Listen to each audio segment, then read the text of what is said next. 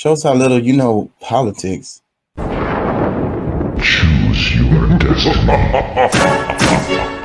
can go left or you can go right. You can go forward, but never ever back.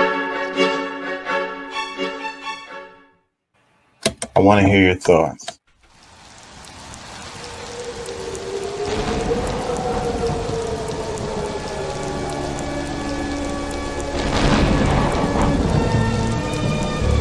Good evening, my little one. I shall make you psychotic. Mommy, what does psychotic mean?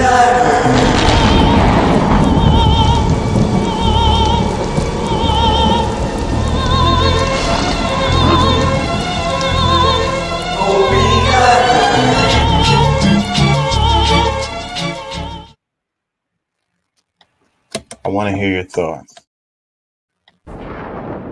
Choose your destiny. You can go left or you can go right. You can go forward, but never ever back.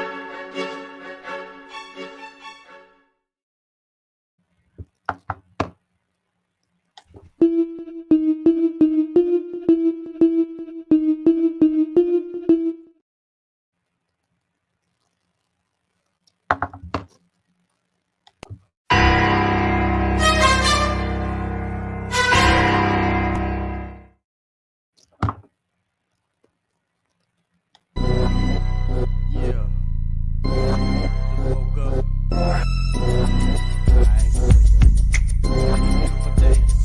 I ain't feeling your side. Yeah. You know what I'm saying? KCE, King Chaka. One moment.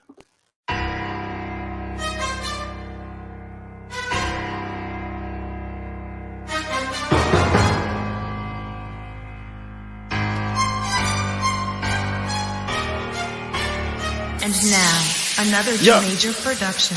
Yeah, I'm about to tell you what the real is. Deep down inside, you got to feel it. Emotions have the most number of killings. Pay close attention to your feelings. I'm about to tell you what the deal is. And when I'm talking, all I'm hearing is some crickets. Yeah, hurry, honey, run and get your ticket. Just get the money, it's not always the business. Yeah, forget the $1 million mission. Sometimes I just want to go fishing instead of physically grinding in the trenches. Finding me using my knowledge, intuition. Yes. Yeah. Chaka not talking while he so distant. Yeah. Chaka be talking but they don't listen. Yeah. He's sitting, his brain pumping like a piston. I've been chasing the twilight, now I've been bitten. The city's in my sights as if I was a pigeon. Your role is cast. Your dialogue is written, it's past control. You're like a Sims minion, what to do now but roam around in and out of building. Hey, how y'all doing out there? How y'all feel? Hey. Remember, an educated public cannot be controlled. Learn to be active. The views and events expressed here are totally whacked and are not necessarily the views of anyone. ¿Cómo estás? Bien. ¿Podemos ayudarnos más? Sí se puede. And don't take my word for it. Look that mess up. Please, for your own benefit, look that mess up. Man, I'm a little bit under the weather, I ain't gonna lie. We're gonna struggle through this. I try to treat it like a job, you know, and come on when I'm scheduled to come on, regardless. Sometimes I miss, sometimes I'm late, but I try to be here for y'all. Let's start off with some Democracy Now! I think that's what I want to do. Let me see.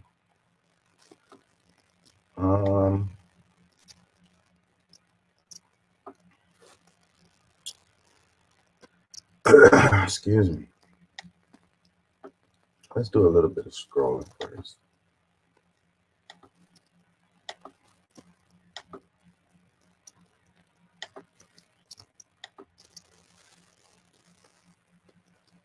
Am I sharing?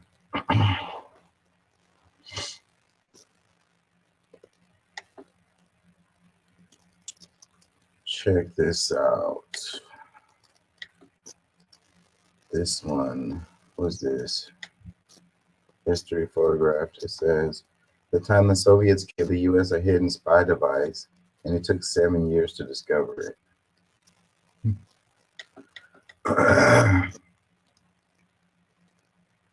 They gave them a hidden spy device, and it took them 7 years to discover it. E pluribus unum. I wonder what was that about. Let's read the caption. It says, in 1945, in 1945, as World War II was coming to an end, a group of Soviet school children presented a large carved wooden replica of the gray steel of the United States to U.S. Ambassador Averell Harriman.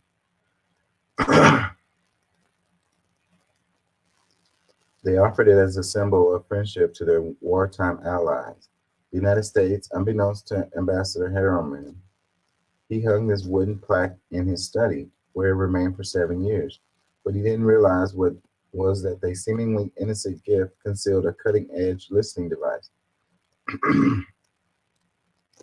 The Soviets used this device to eavesdrop on his conversations whenever they pleased. It wasn't until 1952 that the hidden listening device was discovered. This meant the Soviet had been privy to sensitive conversations for nearly a decade. Subsequently, this covert listening device became a colloquial known as the Thing. Initially, the United States did not confront the Soviets about the discovery, and the device was kept secret. However, on May 1st, 1960, the Soviets shot down an American U-2 spy plane. Then they called a meeting with the United Nations Security Council, accusing the U.S. of espionage and labeling it an act of aggression. The Thing was subsequently revealed to prove that both countries had been engaged in spying activities for years. The current whereabouts of the Thing are not entirely certain. It was handed over to the FBI for analysis shortly after its discovery. Nevertheless, a highly accurate replica is on display at the National Cryptologic Museum in Fort Meade, Maryland. Cryptologic Museum. That's interesting. It seems to me like they would use it to their advantage once they realized it. Maybe give them some misleading information, you know, act like they don't know, and then like give them information that wasn't real.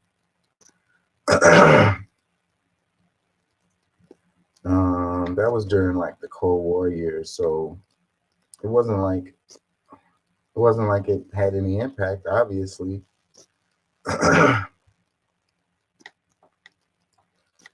Anyways, let's read some comments.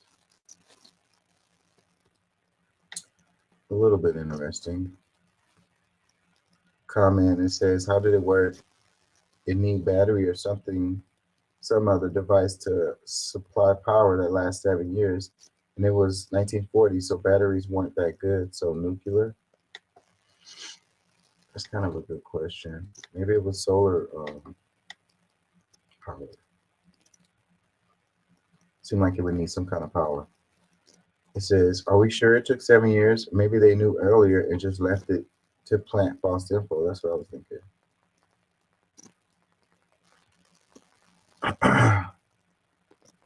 It says, you know, you want to relate this back to Palestine.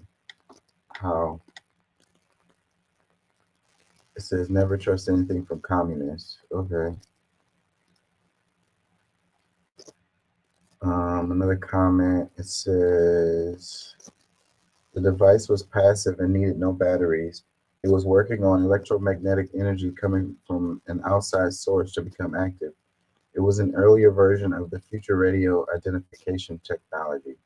It had no batteries and became activated when a certain radio frequency was sent to it to activate it.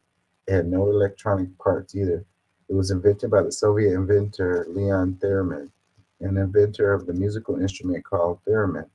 This was accidentally discovered by a British radio operator from the British Embassy who overheard the US conversations on an open Soviet Air Force Open radio channels in 1951.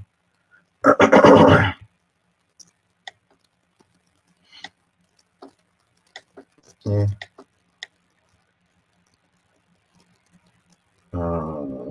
Let's see. Someone says, go back to covering Palestine. The Great War is coming. Someone says that now this is the type of content we're on here for. That's true. That's why I follow this one.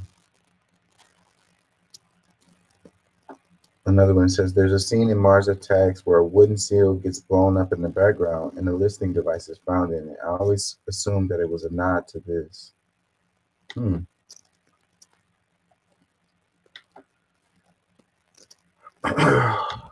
Man, I'm struggling.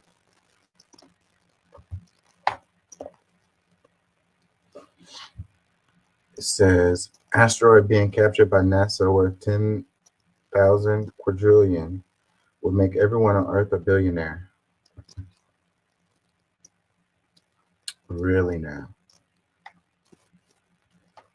It says, NASA has embarked on a mission to the metal-rich asteroid 16 Psyche, which holds an estimated value of 10,000 quadrillion.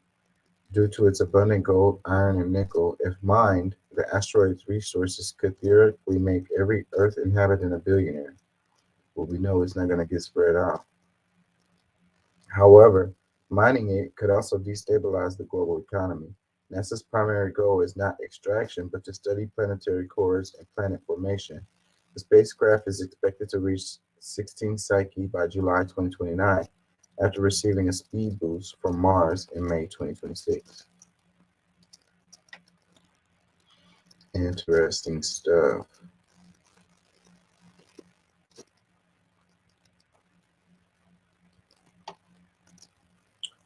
It says Houston pharmacy illegally sold pills to drug traffickers 100 feet from elementary school. Houston Chronicle. A pharmacy technician pleaded guilty in Houston federal court Thursday to selling non-prescribed pills to drug traffickers out of Ghosting Pharmacy located within 100 feet of an elementary school. A Ghosting Pharmacy distributes illegal drugs in bulk onto the black market.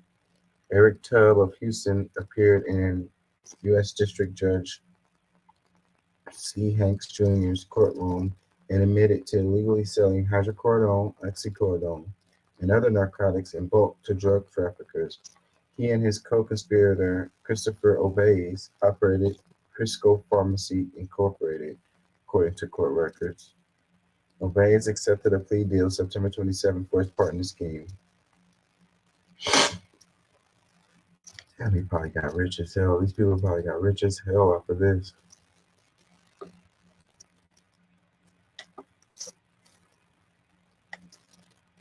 Comment says, welcome to Houston. Another one says, there's underfunded schools everywhere. My Walgreens is down the street from a school. How does that relate? OMG, I don't believe it. Trust the science. Someone always just throws that in regardless.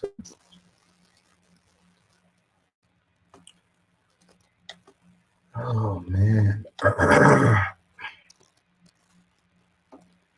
This one, it says a man spent 17 years in prison for a crime his doppelganger committed. Oh, wow. That sucks.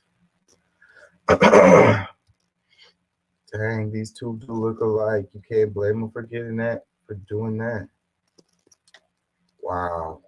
That sucks. Bad luck. Richard A. Jones was wrongfully imprisoned for 17 years After being convicted of aggravated robbery in a Walmart parking lot in Kansas, he was identified by witnesses from a lineup as the one who stole a cell phone. 17 years for a cell phone? However, during his time at Lansing Correctional Facility, other inmates pointed out his striking resemblance to another prisoner named Ricky. This similarity eventually paved the way for Jones' release. He is now seeking $1.1 million for the years he wrongfully spent behind bars. Yeah, man, pay that man. Do better. What an unfortunate circumstance. Comments. It says 17 years in prison for stealing a cell phone, 1.1 million for 17 years. Where did these people learn their math? I don't know. 17 years of your life is a big deal, but 1.1 million is not that much for losing your freaking life. But 17 years for a stolen cell phone, I mean, it's got to be more to the story.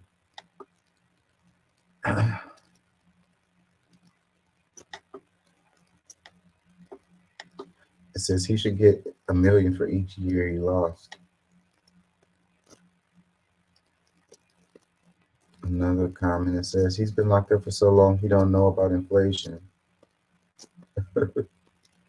Someone says my doppelganger better behave. Another one that says I would go for 17 million. Probably won't get nothing.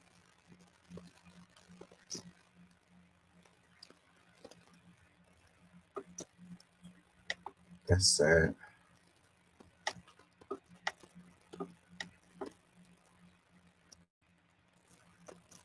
Thank you all for withstanding the rain and for being here with us. I'm Congresswoman Ilhan Omar. I represent Minnesota's 5th Congressional District. I'm filled with sadness. Sad for the Palestinian and Jewish people who have been rallying across this country, begging for their leaders to stand up for humanity, not being able to be given the space to grieve the loss that they have experienced, and not being allowed to be represented by people who can see their love, their compassion, their interest in saving lives. I'm also saddened by the fact that 535 members of Congress could come together in one breath, fully condemn the horrors of what Israelis experienced. And that there is now only maybe few handful of them who could get to the point of saying, we condemn the slaughter of Palestinian children, of mothers, of fathers, of grandmothers, of grandfathers. Where is your humanity? How do you look at one atrocity and say this is wrong? But you watch as bodies pile up, as neighborhoods are leveled. Israel has dropped more bombs in the last 10 days than we dropped in a whole year in Afghanistan. Where is your humanity? Where is your outrage? Where is your care for people? How is it that we have a president who is talking about releasing hostages, who is talking about getting American citizens out of Israel, but could not get himself to say, I want to save and work to save the hundreds, thousands of Americans is stuck in Gaza? What is wrong with you? How is this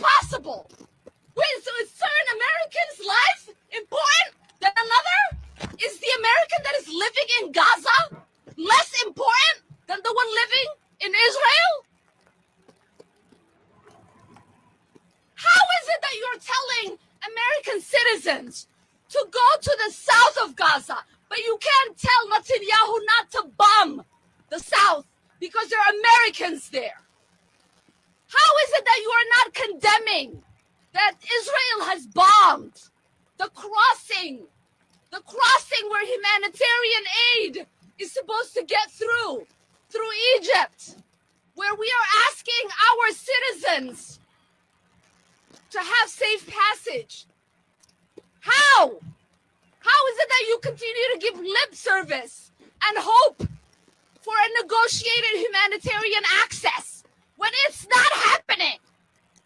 What is going on? How are we living this way? I want to say how insane and painful and scary it is to work and serve in a space where we have a member in our caucus say all Muslims are responsible for this, and not a single condemnation comes from our caucus leadership or any member of Congress. How is it that we are serving in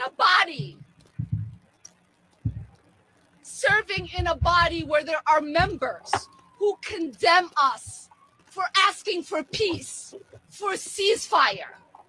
The most simplest thing. So many people across the world are calling for ceasefire. So many leaders are calling for ceasefire. Over 65% of our own population here in the United States is calling for ceasefire in the latest polling. What are we doing? I survived war when I was 8 years old.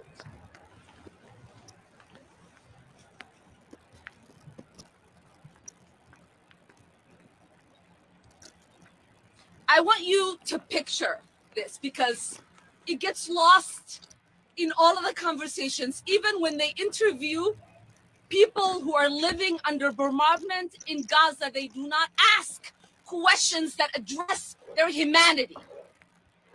They do not ask questions that address what is happening to their psyche as they are living through this bombardment.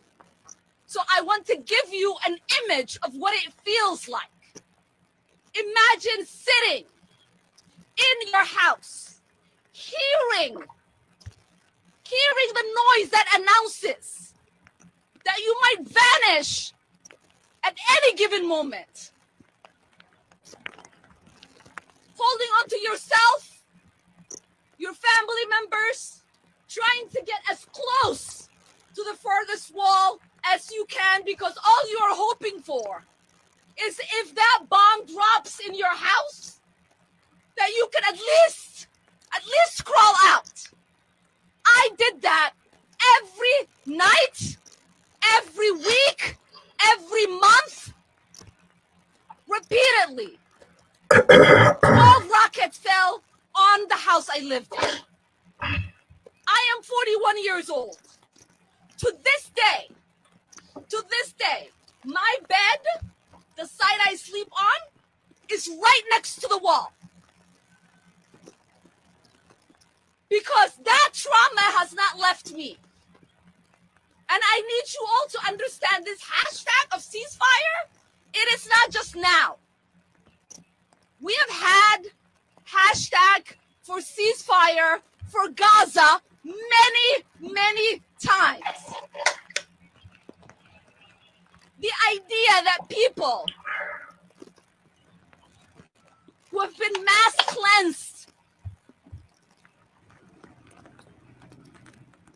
in the Nakba, who have lived through occupation, blockade, multiple wars, millions of their people displaced, unable to visit their ancestral lands. who face continuous harassment, jailing, killing with impunity cannot get the sympathy of lawmakers in this country who are responsible in not creating the condition for the Palestinians to realize their own self-determination, to live as free people, to have their humanity intact, for them to decide how much water they will have, where they can grow their olive trees, when and if they can visit their family members that live in other villages. Separated, blocked from one another. This is insanity, and we can no longer stand for this insanity. And we would like for people to stop harassing us for caring about the humanity of people, to stop harassing us for asking for war to end. Because those of us who lived in war don't want to see war continue. You might be fine with that. Your stock prices might go up. But I am not fine with war. I am not fine with weapons being sent to kill children, like the ones I played with. I am not fine with that. So yes, you can threaten me, you can harass me, you can follow me around.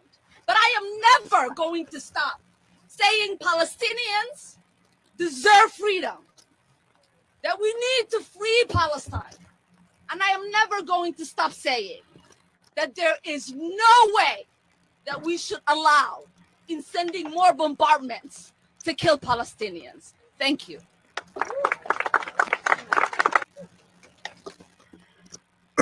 Wow. I don't know how you can't feel that. I think this whole thing is revealing, is very revealing. Let's read some comments. It says, please protect her because they're going to come for her bad. Another comment, it says, as a Black American, I cannot support Israel, the last bastion of colonization. Another comment, it says, the United States supports genocide, occupation, discrimination, oppression, dehumanization of non-white people around the world, and it pains and disturbs my heart so much when I see Black brothers and sisters actively supporting the American government in her evil agenda around the world.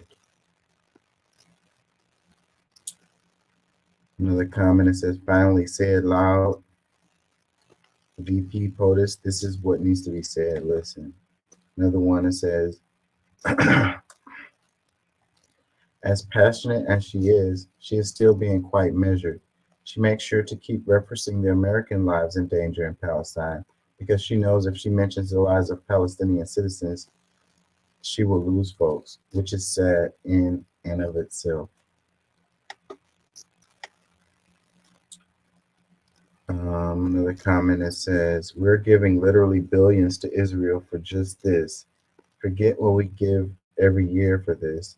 And then after a week, Joe says 100 million for aid to Gaza they cannot receive. How can he fund both sides of the issue, especially so disproportionately?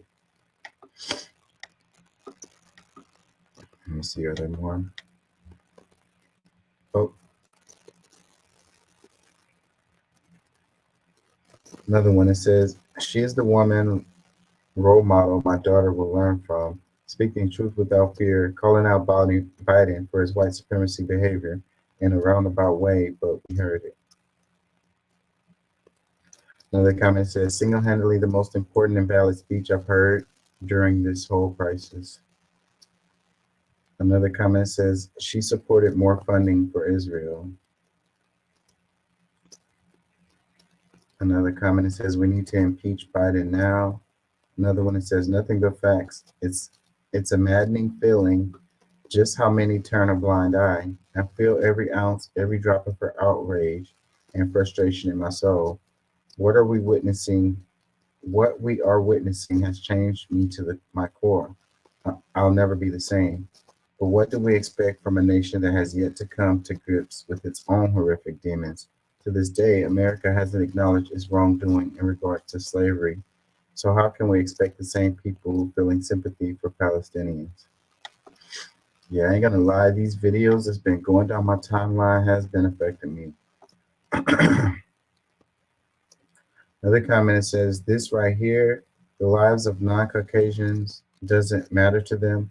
They do nothing during the Burundian and Rwandan genocide, nothing against the killings of Rohingya Muslims in Myanmar, the genocide of Congolese in eastern DR Congo, nothing towards the killing and rape of Muslims in Yugoslavia, and nothing for the Palestinians. But then you get Ukraine. We get the picture. Free Palestine till it's backwards. Another one that says, thank you for broadcasting this. May her righteous fury inspire more people to speak out. Yeah. Yeah, people's bias is definitely showing. Your bias is definitely showing. It says, Karela firm suspends uniform supply to Israel police over Gaza war. Oh, lost it. It says a private apparel unit in the district that was in news recently for making uniforms for the Israel police on Friday announced a temporary freeze on new orders from the force in light of the recent bombings of hospitals in Palestine. Yeah, not sending no uniforms. I don't know how that's going to really affect things. They're going to cry about that. Let's read this. It says, breaking, Michigan will vote on a 15-hour minimum wage and on automatically updating it to keep up with inflation. The proposal to raise the wage and index it to inflation will be on the ballot next year after over 610,000 signatures were submitted. So Michigan,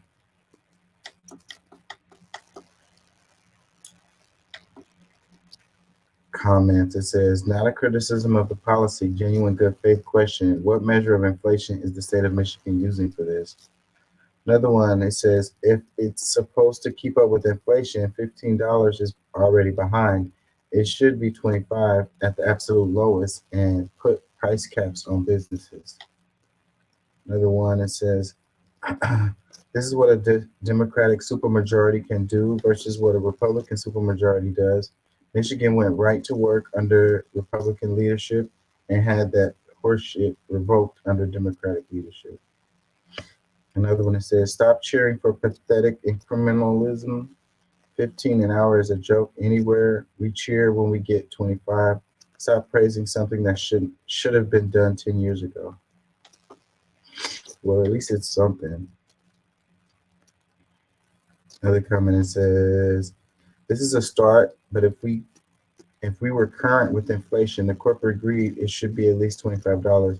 15 minimum was the going rate in 2015. Another comment says, Michigan and Minnesota are really trying to get a Floridian to move there. Another one, need to be 25 LOL or 30. If political figures' paychecks go up, ours should match LOL.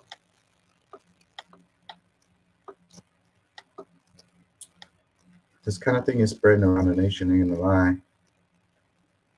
It's behind, but it's something. Let's see. Should be a federal thing tied to the military pay raise percentage. Another one. Is there an initial ramp up period since 15 isn't adjusted for inflation? Like, will it rise steadily for a couple years to get the appropriate level and then adjust relatively minutely once it's at the current amount adjusted?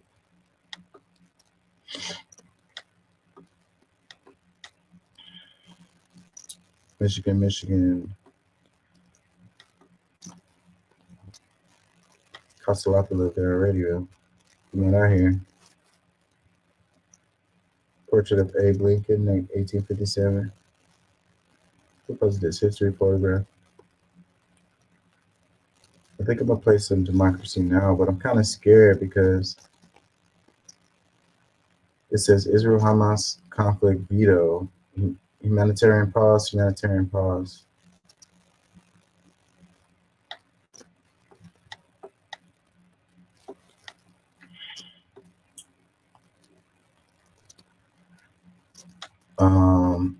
Yeah, I want to play Democracy Now, but I'm gonna be really careful when I play it because it's a lot of stuff floating around that I can't share. I don't know how others get away with sharing it, but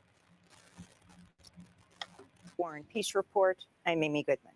Palestinian health officials in the Gaza Strip say the death toll from 2 weeks of unrelenting Israeli attacks has topped. see, I don't know if I can share that.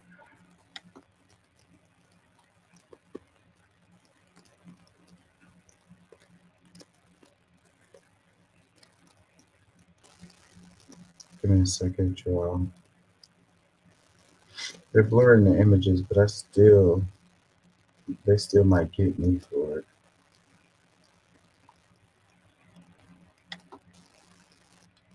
Ancestors in 1948. We are displaced from our homes. Just like their reality, we live in tents.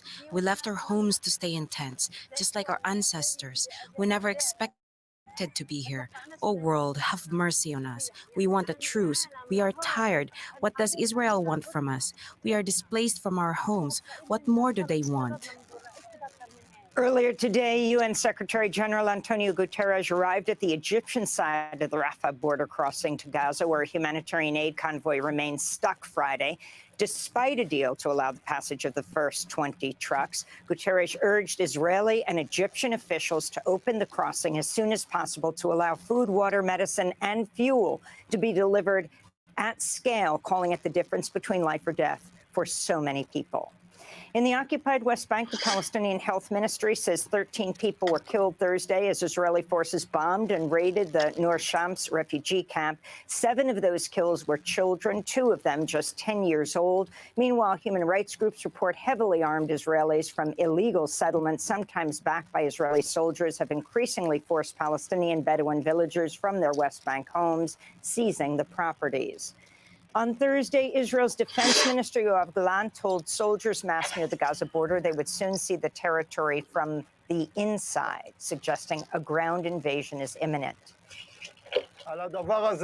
There can be no forgiveness, only total annihilation of the Hamas organization, its terror infrastructures, everything that has to do with terrorists and whoever sent them.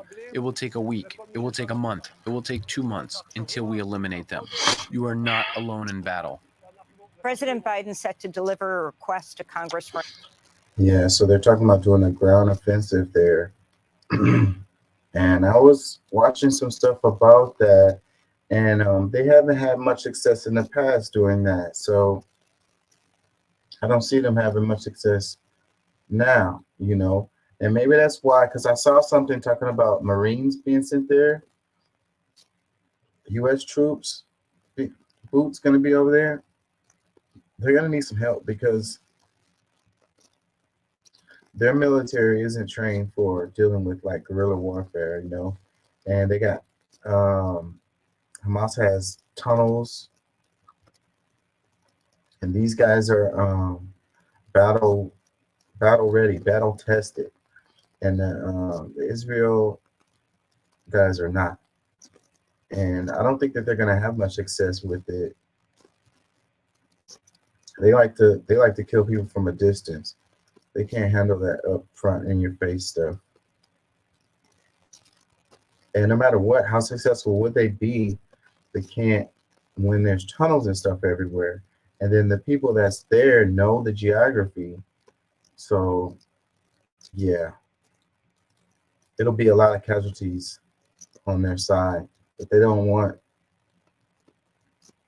for an additional $100 billion in funding to aid U.S. allies and to further militarize the U.S.-Mexico border. Reuters reports the request includes $60 billion for Ukraine, $14 billion for Israel, another $14 billion for so-called border security. Biden made the case for the extraordinary foreign aid package during a primetime address from the Oval Office Thursday. We're facing an inflection point in history. One of those moments where the decisions we make today are going to determine the future for decades to come. Biden's remarks came after more than... Where the hell is all the money going to come from? No one is saying how are we going to pay for it. Whenever it's something for like social programs, how are we going to pay for it? Where are we going to get the money from? Where's the money going to come from? That's what they say every time. It's endless money going to Ukraine. It's there, you know, he's asking for all of this money to be sent to Israel and all of this. I don't hear anybody saying how we're going to pay for it. Where's the money coming from? I don't understand that. It doesn't really make sense to me. Like, that's what I'll be saying all the time is like, you know, they're full of shit when they say they don't have money for stuff like healthcare, Social Security, other social programs. How are we going to pay for it? How are you going to pay for this shit? Where's the money coming from? 400 congressional staffers signed a joint letter urging Congress to back a ceasefire between Israel and Hamas. The staffers write, quote, "We've appreciated seeing nearly every member of Congress express quick and unequivocal solidarity with the Israeli people, but we are profoundly disturbed that such shows of humanity have barely been extended to the Palestinian people," unquote. Chinese President Xi Jinping has called for a ceasefire in Gaza to allow humanitarian aid into the besieged Palestinian territory. His first public remarks on the conflict came as he met Egypt's prime minister in Beijing Thursday. The Pentagon says it's thwarted a series of drone attacks aimed at bases housing U.S. forces in Iraq and Syria. A Pentagon spokesperson said Thursday the U.S. will respond to the attacks at a time and manner of its choosing after several troops were injured. The Pentagon also said a U.S. Navy warship in the Red Sea intercepted missiles fired by Houthi rebels in Yemen toward Israel. On Thursday, the governments of the United States, United Kingdom, and Germany advised their citizens to leave Lebanon immediately as fears grow that Israel's assault on Gaza will lead to a wider war across the Middle East. They're already bombing in Lebanon and Syria, so it's already a wider war. What they mean, though, is if there's retaliatory attacks on Israel, you know, which could happen. And they're already worried about like suicide bombings and stuff like that happening in random places, like around the world. People are really emotional about this thing. Prime Minister Rishi Sunak traveled to Saudi Arabia Thursday for talks with Crown Prince Mohammed bin Salman and other top Saudi officials. Sunak's office said the leaders agreed to work to prevent any further escalation of the war in Gaza. Sunak's visit to Riyadh came a day after he met with Israeli Prime Minister Benjamin Netanyahu in Jerusalem, where Sunak pledged UK support for Israel's military campaign in Gaza. Sunak is traveling to Egypt today for talks with President Abdel Fattah el-Sisi. Thousands of protesters rallied in Paris, France, Thursday to demand a ceasefire in the Gaza Strip. The protests came only after officials granted permission following a week-long ban on pro-Palestine protests in France. These two protesters spoke with France 24 television. We're here to show our support for the Palestinian people. It's been 75 years of colonization, and they're fighting for their right to independence and self-determination. We're here to show them that we haven't forgotten them. We see pro-Israeli demonstrations going on without any problems, with political leaders at their head. But when you try to defend Palestine, that's forbidden. In Pakistan, hundreds of protesters rallied in the capital Islamabad Thursday for a Palestinian solidarity march. This is Pakistani gender equality and human rights activist Tahir Abdullah. Instead of a two-state solution, we are now going towards a one-state solution, and that one state is only Israel. Where is Palestine? So should the Palestinians jump into the sea? Where should they go? There is nowhere for them. Gaza was a tiny little strip, and Israel has kicked them out of Gaza, and they want them to go into Egypt so that Israel can occupy Gaza also. We absolutely protest against this. We demand that the United Nations should do something finally after 75 years of absolutely useless resolutions. Pro-Palestine demonstrations have also continued in Lebanon, Jordan, Egypt, Algeria, Tunisia, and across the Middle East and North Africa. In Haiti, a former Justice Ministry official and key suspect in the assassination of Haitian President Jovenel Moïse 2 years ago was arrested Thursday. Joseph Felix Baggio emerged as a prime suspect after a team of Colombian hitmen arrested just hours after Moïse's killing told Haitian authorities they'd received the order from Baggio. Here in the United States, far-right Ohio Congress member Jim Jordan said Thursday he would suspend his bid to become Speaker of the House, only to reverse course after emerging from a tense hours-long meeting with the Republican conference.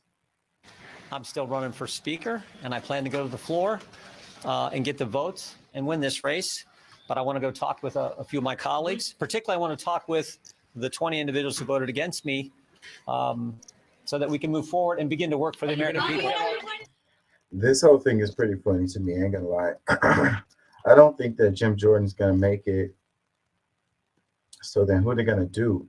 It may turn out to be McCarthy might end up being Speaker again after everything is said and done. I wouldn't be surprised if that's what ends up happening. Jordan's U-turn came after Republicans failed to agree to a plan that would have empowered Speaker pro tem Patrick McHenry to perform all the functions of House Speaker until January. The House remains at a legislative standstill 16 days after far-right Florida Republican Matt Gaetz led a successful effort to oust Speaker Kevin McCarthy. And that's what's really kind of messed up is that, nothing can get done right now, You've got a small majority, I mean, they're not a majority, a minority, a small group that's got the House by the balls, and nothing can get done. I think there are people out there who that's what they want, like that's the results that they want, like nothing getting done. But I don't know, man. These people, we send these people to go and they get paid, they're chilling, they get to not do anything, like they're supposed to be representing us, what are they doing? They can't get anything done. So it's like, I don't see how that is a good thing, regardless of what side you're on. Sidney Powell, Donald Trump's former lawyer, one of his 18 co-defendants in Georgia's sweeping racketeering case, has pleaded guilty to attempting to overturn the 2020 election results. And are you pleading guilty today because you agree that there is a sufficient factual basis, that there are enough facts that support this plea of guilty? I do. Powell was sentenced to 6 years of probation and fined $6,000. She will also pay $2,700 in restitution to the state of Georgia and write an apology letter to Georgia residents. As part of her deal, Sidney Powell has agreed to cooperate with prosecutors and could become a key witness against Trump. In 2020, Powell famously vowed to, quote, release the Kraken, a mythical sea monster, to help overturn Trump's election loss, and filed a litany of baseless lawsuits. Yeah, so this is the second person that has accepted a plea now and also agreed to testify against Trump in this, in that Georgia case, the RICO case. Yeah, so this is going to get interesting even more because, whenever this, and the court case is about to start. So yeah, once it starts, then there's going to be information is going to start coming out related to that. And, who knows which way this is going to go, but you got two of his co-defendants who have taken a plea and decided to be a witness for the prosecution. In California, interim Senator LaFonza Butler said Thursday she will not run for the U.S. Senate next year. Governor Gavin Newsom selected Butler, then president of Emily's List, to fill the seat left open after the passing of Dianne Feinstein last month. The high-profile Senate race includes Congress members Barbara Lee, Adam Schiff, and Katie Porter. In Virginia, the hotel hosting Saturday's annual banquet. Wait, she said she's not going to run? I don't believe her. Just because she says she's not going to run doesn't mean she's not. of CAIR, that's the Council on American Islamic Relations, canceled the event after receiving violent threats. CAIR said anti-Muslim and anti-Palestinian extremists issued death and bomb threats against the Crystal Gateway Marriott Hotel.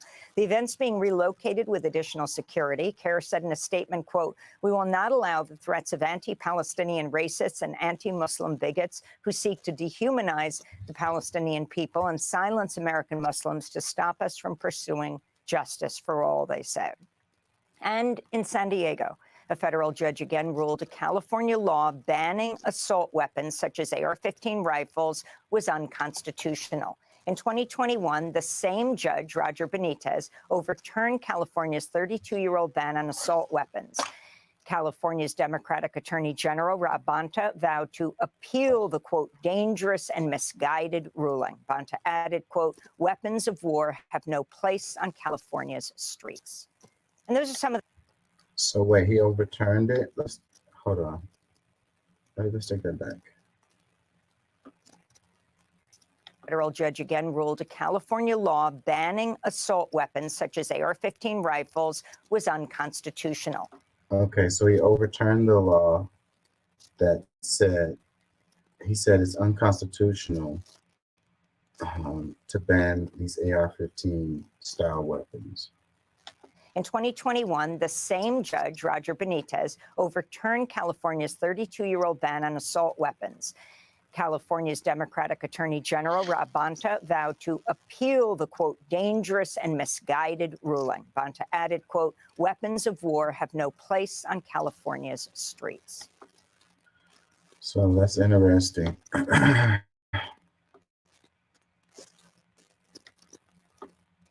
Let's see. So California can't seem to get it together when it comes to this, right? You would think if any state could get it together related to this, it would be California. But if California can't do it, you could pretty much bet that none of the other states will be able to do it. Let's see. Let's read some comments. It says, "As an Australian, I condemn Israel and America. Remember when UK and US interfered with our democratically elected government in the 70s? Arrogant imperialism." So that's coming from an Australian. It's kind of surprising to me. Another comment, it says, "I feel for Amy. She has seen so much of the worst side of humanity. It's a wonder she can carry on."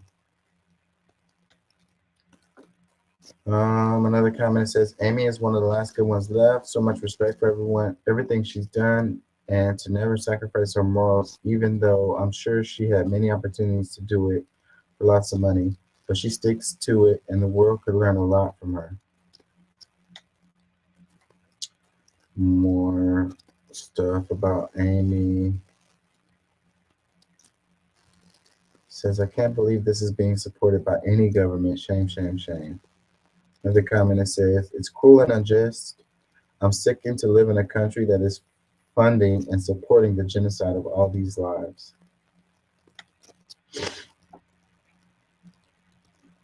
Let me see another comment.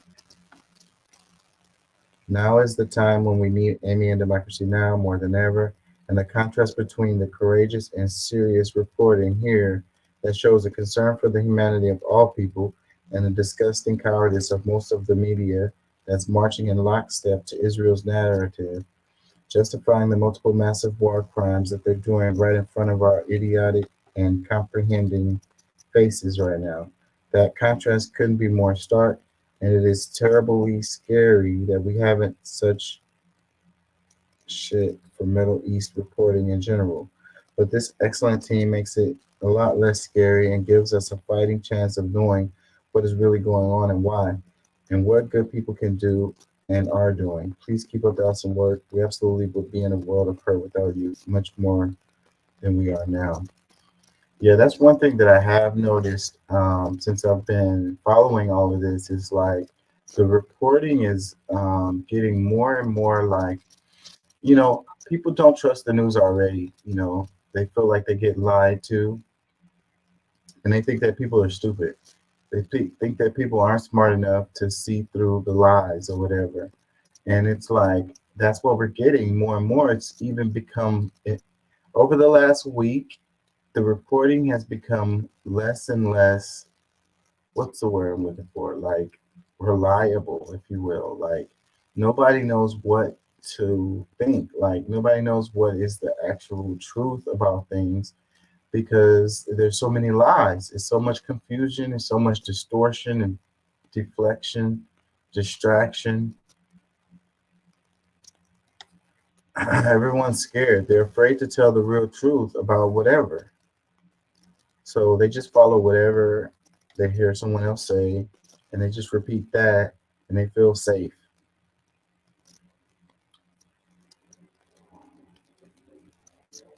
Let's read another comment. It says, Balfour Declaration of 1917, the Nakba of 1948, these need to be discussed if there is any hope for peace in Palestine.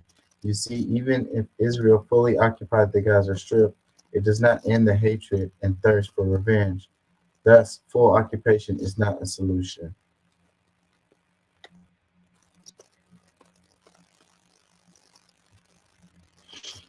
Yeah, this story is dominating the freaking headlines, and I swear I don't want to say I'm tired of covering it. It's just that I'm freaking exhausted with it. I really am.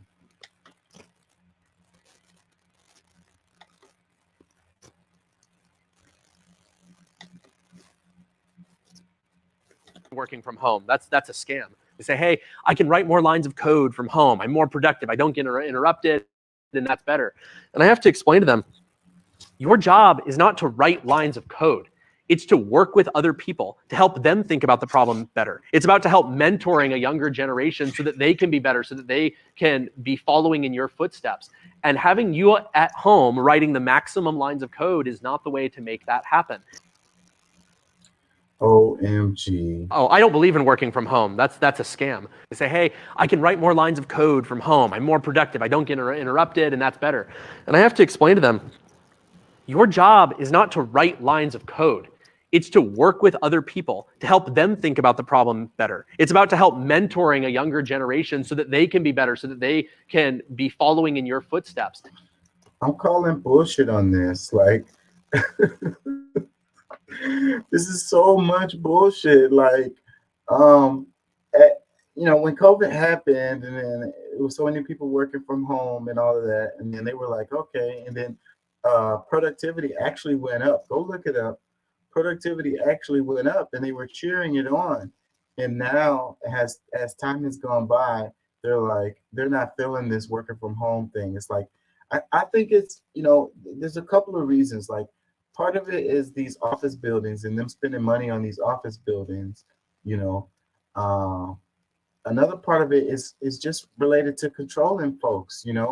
They just want to have more control over people. And it pushes the economy.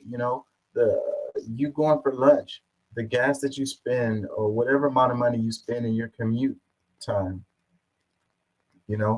It's affecting other sectors. So it's not that working from home isn't working. It's just that they don't want that because it's a change, and people feel like they have more freedom and they have more power and stuff like that. I think that's the whole reason.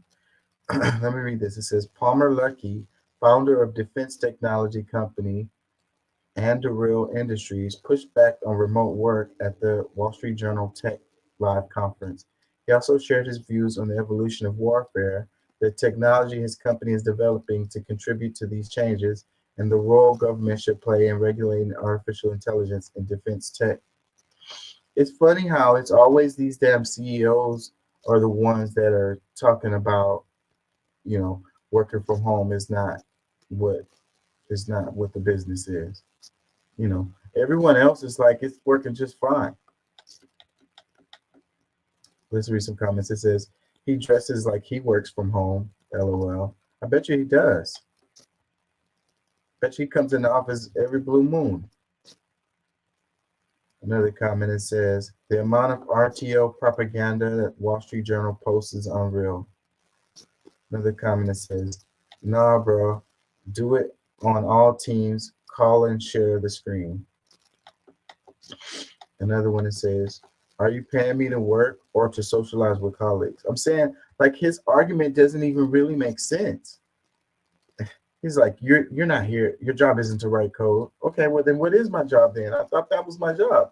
Oh no, you're supposed to be mentoring others and working with others and whatever. Like, get all the way the F out of here, man. Your argument didn't even make sense. Another comment that says, none of that ish you just listed was in the job description, dude.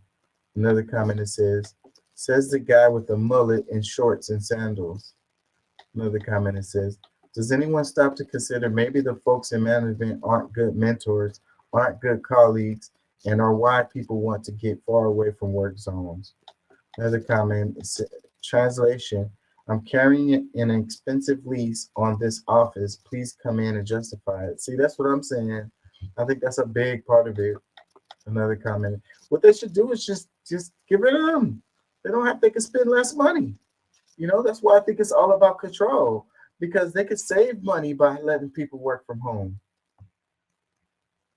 Another comment that says, with the goatee, why wouldn't you trust his opinion instantly? Telling you. Another comment that says, I love that all the comments are pro WFH. This guy is a clown, and for a CEO of a tech company, you would think he'd appreciate tech advances like Zoom, Teams, etc.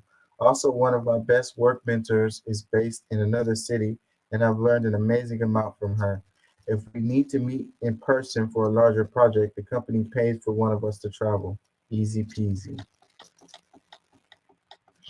Another comment that says, another CEO that's never in the office, brainwashing you that office life is the best life. People are commuting to work just to sit in Zoom meetings all day long. Doesn't make any sense. Another comment that says, so basically, think of other people and put your mental well-being at the bottom of the list. That's what we did pre-COVID for X years.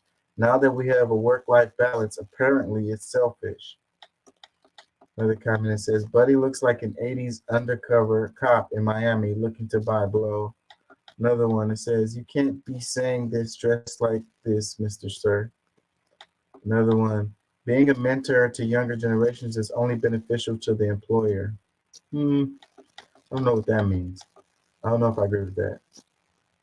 Another comment that says, he works in the war industry. I'm not sure he is someone to be trusted on any topic.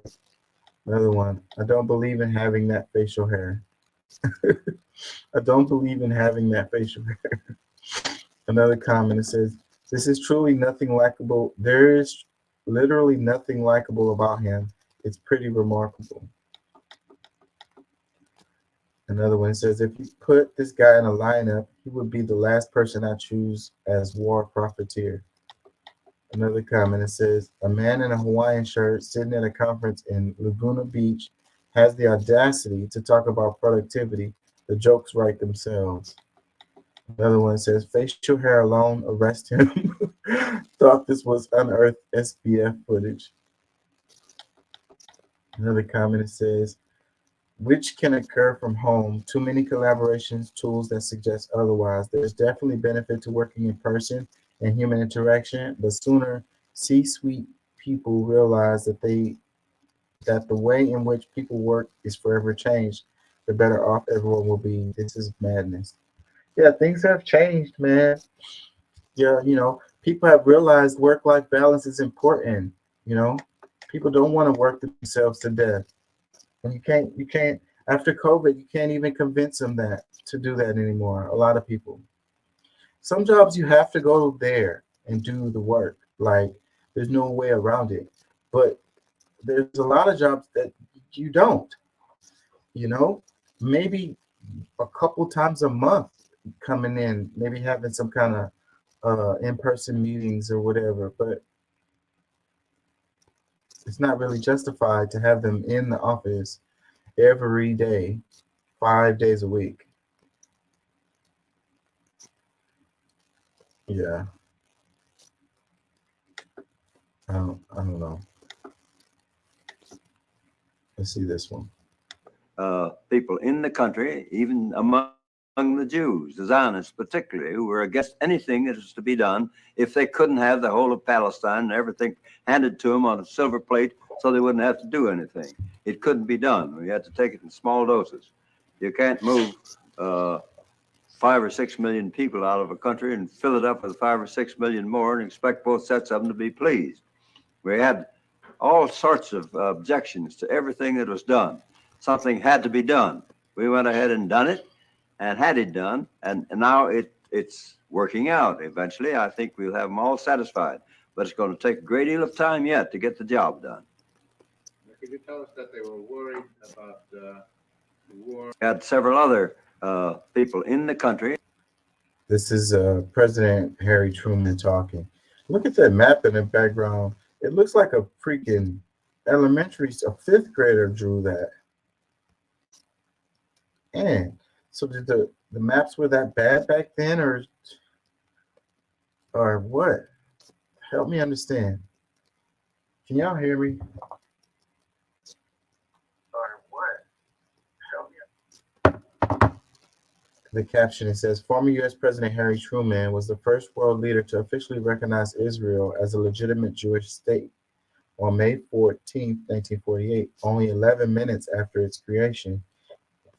It was met with pushback by his own State Department and marked the start of a relationship between the United States and Israel that has lasted more than 75 years, with president after president reiterating U.S. support of the Jewish state.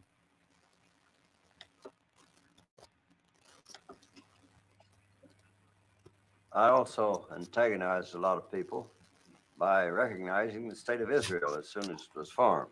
1949. But don't think that decision to recognize Israel is an easy one. I had to make a compromise with the Arabs and divide Palestine. The Jews wanted to chase all the Arabs into the Tigris and Euphrates River, and the Arabs wanted to chase all the Jews into the Red Sea. And what I was trying to do was to find a homeland for the Jews and still be just with the Arabs.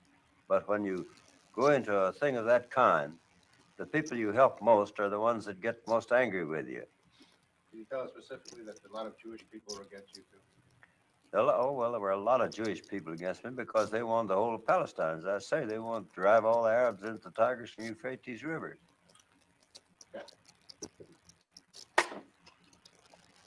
So I also antagonized a lot of people. So even from the beginning, they wanted the whole thing.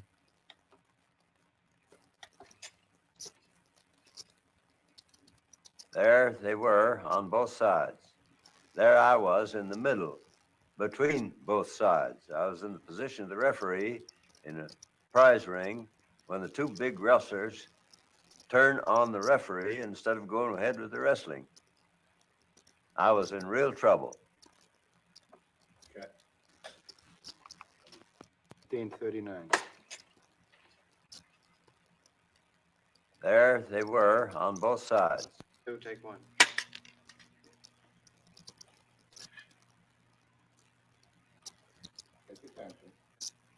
But there was an immediate need.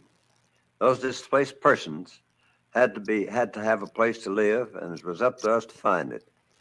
Find them a place where they could live decently, where they could have things to eat and things to wear that they needed. Could I get that with a stronger voice? I'll try my best.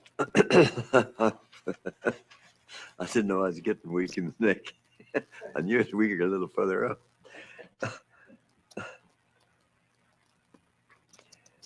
But there was an immediate need.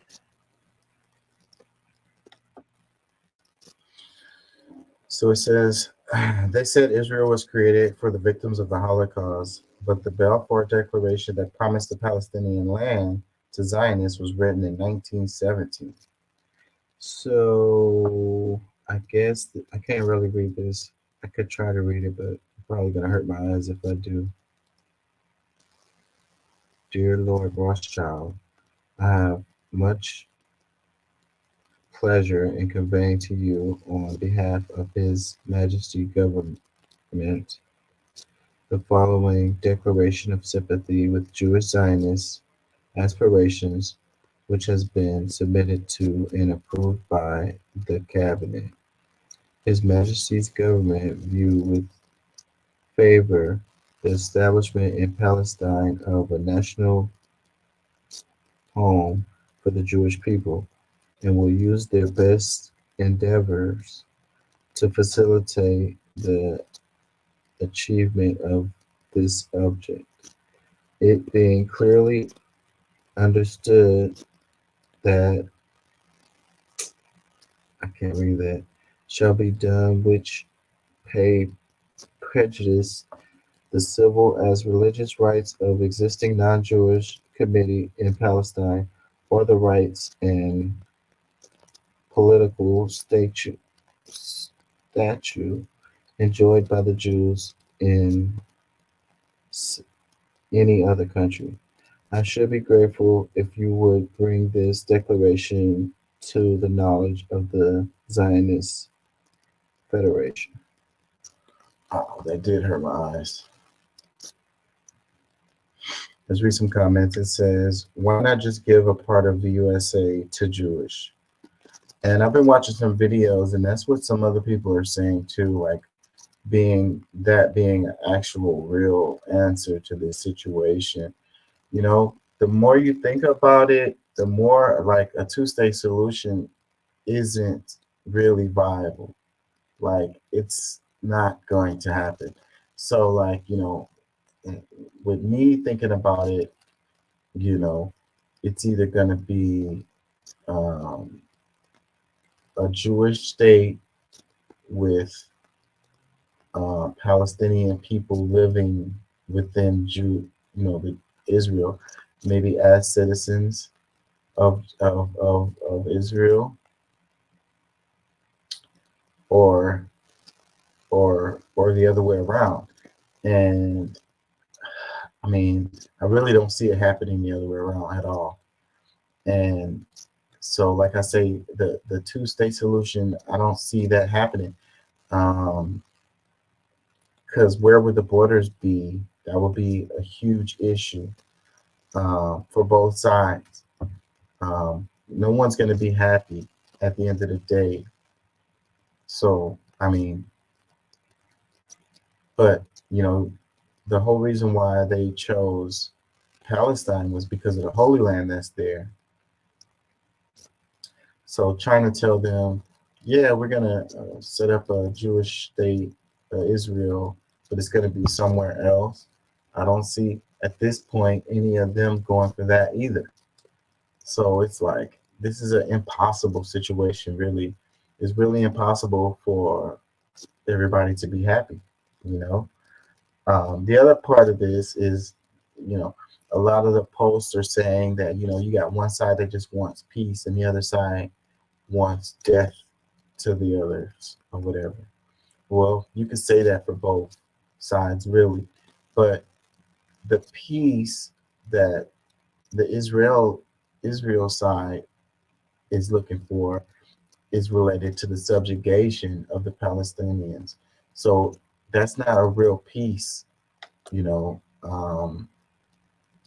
That's an appearance of peace, you know, just kind of quiet or whatever, less media coverage, you know. Meanwhile, the people of Palestine continue to be subjugated and being done the way that they've been done. And then they call that peace, but it's not. It's not. Why else do they need the damn Iron Dome? Let me read some more comments. It says, but are we ignoring the fact that the Jewish people were led into this land over 3,000 years ago, and there had already been 2 Jewish temples before this place was called Palestine, coming from a Christian perspective?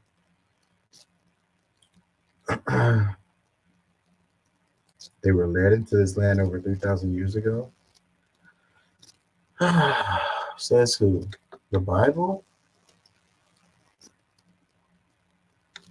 Let me read some more. It says, he also is the only person in history to give the order to drop 2 atomic bombs on 2 major cities in Japan, destroying the predominantly civilian populations in Hiroshima and Nagasaki in seconds. Another comment, it says, I'm so confused on how the U.S. would even have the right to just rename and rezone another country. Well, it was the British who did that. Another comment that says, no Israel on that map. Yeah. Got several other people. Yep. No Israel on that map. Another comment that says, this is because Israel is USA, Daddy. Another comment that says, the Jews are indigenous to this area as the Chaldeans were also 5,000 years ago. Let's figure out a way to denounce Hamas as they are terrorizing civilians.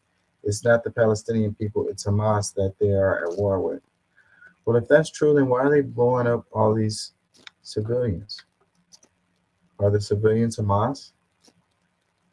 Another comment says, this means that the Holocaust was also planned at least in 1917. Kindly digest that. I'm not even going down that road. Another comment says, Israel was created by the Rothschilds. Another comment says, that didn't age well. Another comment, Rothschild, who would have guessed?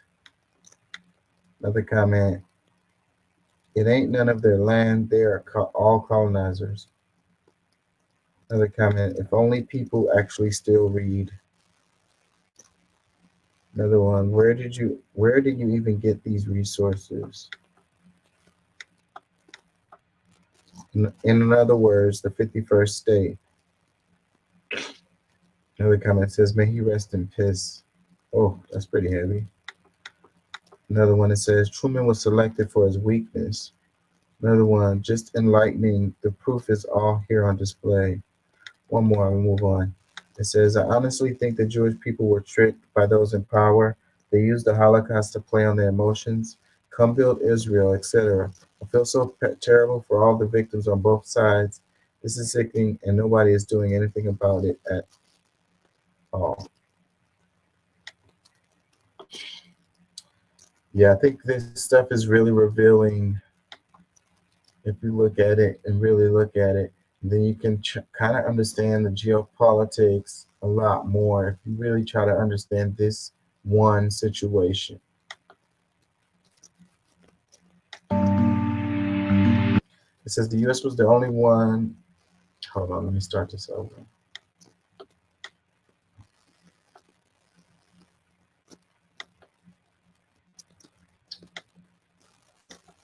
The U.S. was the only veto. The U.S. was the only veto in the call for ceasefire in Gaza during a UN meeting. In favor of the proposed amendment, please raise their hand.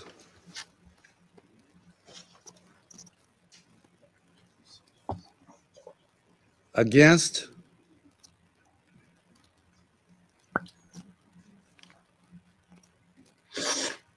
The proposed amendment has not been adopted, having failed to obtain the required number of votes. Colleagues, the United States is disappointed this resolution made no mention of Israel's rights of self-defense. Hamas's own actions have brought this on, this severe humanitarian crisis in Gaza. Every member state should call on Hamas to cease its endless barrage of rockets against Israel. Really, really interesting. I mean, I don't know what to say. It said it failed to pass because of the one vote. So, I mean, is it a democratic body? Like, how does that work, And it's the UN. So it's like the US runs the UN, I guess. From what that's what it looks like it's saying to me here. If the United States can be the only one vote against this and then it doesn't pass, that's crazy. Let's read this. Now This News posted this. It says, U.S. vetoes UN resolution calling for ceasefire in Israel. Amid the escalating violence in the Israel-Gaza conflict, the blame game on the international stage is intensifying. The recent U.S. veto of a UN resolution calling for a ceasefire illuminated America's stance, with the U.S. ambassador delineating a clear line of blame towards Hamas for the humanitarian crisis unfolding in Gaza. In a detailed address, the U.S. ambassador mourned the tragic loss of life from the explosion of the Al-Arabi hospital in Gaza, expressing horror and sadness. Yet the narrative swiftly pivoted to lay blame when the ambassador stated, let's be clear, Hamas' own actions have brought this on. The severe humanitarian crisis in Gaza, Hamas has caused so much needless suffering, death, and destruction. The U.S. viewpoints reiterates Israel's right to self-defense has drawn criticism from various quarters, pointing to the stark power disparity between Israel and Gaza and the devastating toll on civilian life the conflict continues to take. The unfolding narrative of blame, critics argue, overshadows the humanitarian imperative to alleviate the suffering of those caught in the crossfire. So it's like the whole reason why they vetoed it is only because within the resolution it didn't say that Israel has a right to defend itself. I mean, what does that have to do with the ceasefire? Like, you know, so if they added that in there, would then the United States not veto it? I think that they were just using that as an excuse. Let's read some comments. It says, colonizer states support colonizer states. It's how they stay colonizing the best. Another comment that says, what the actual F is America doing? Another comment that says, during humanitarian crisis, no one nation should have veto power, and shame on the UK government for abstaining from the vote altogether. I'm saying, how do the United States have so much power in the UN like that?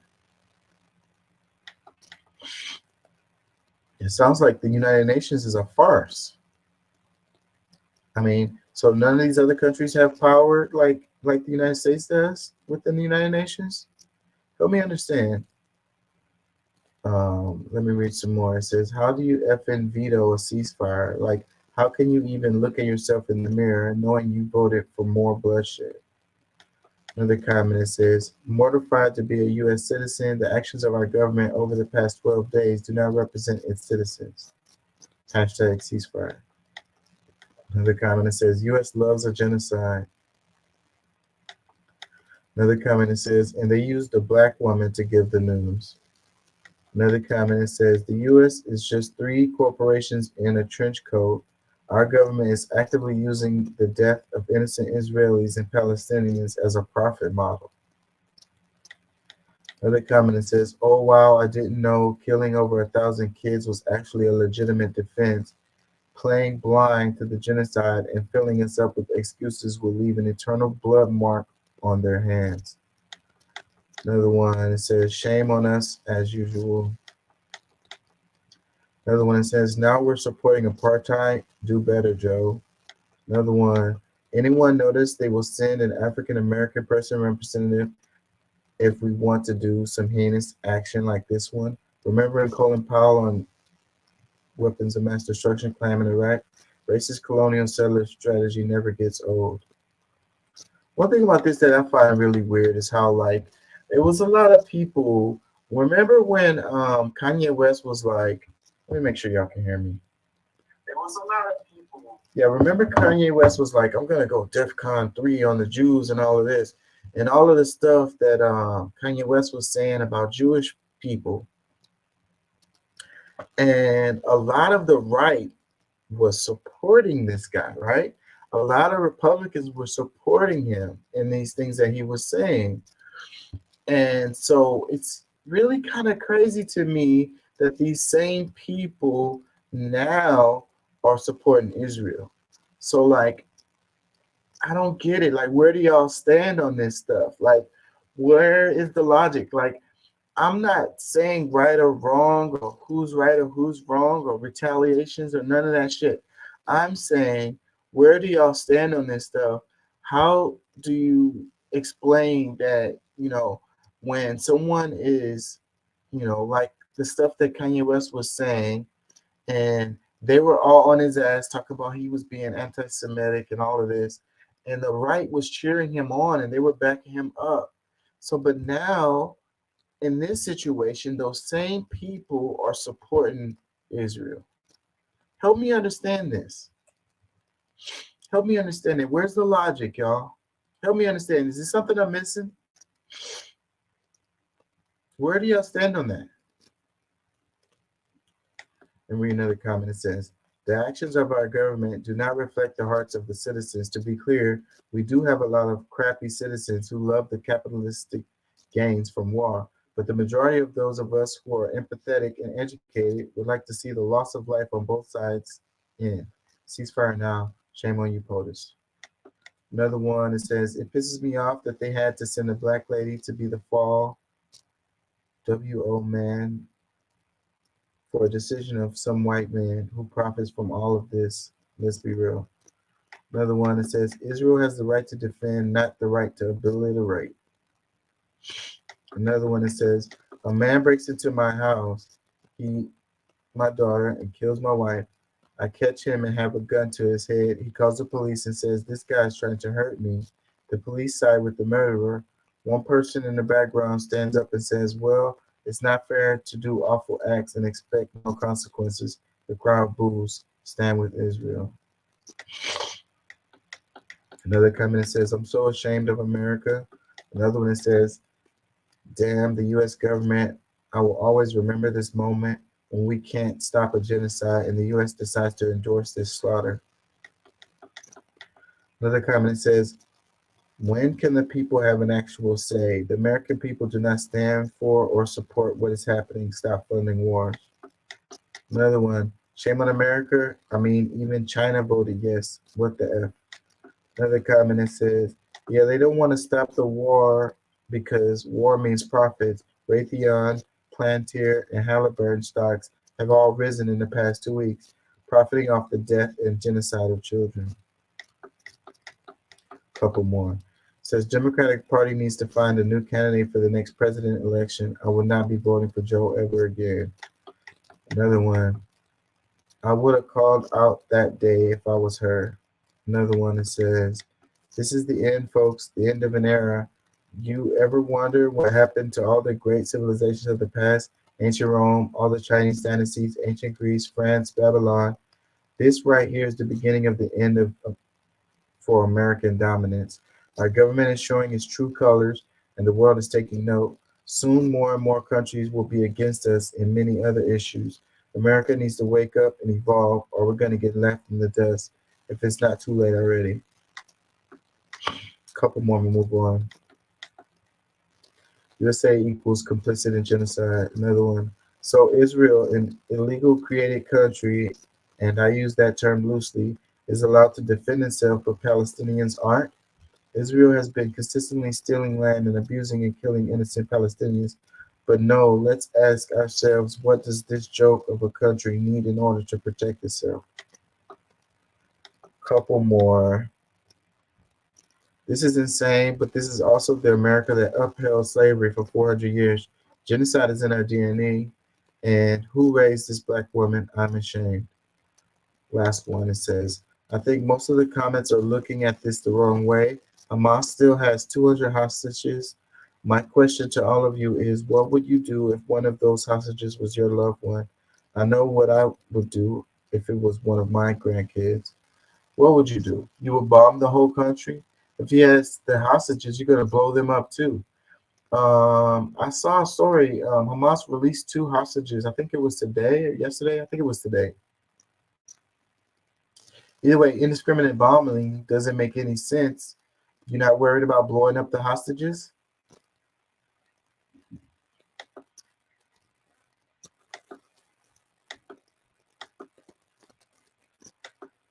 Let's do this one. Biden seeks $105 billion for Ukraine, Israel, Taiwan, and border security.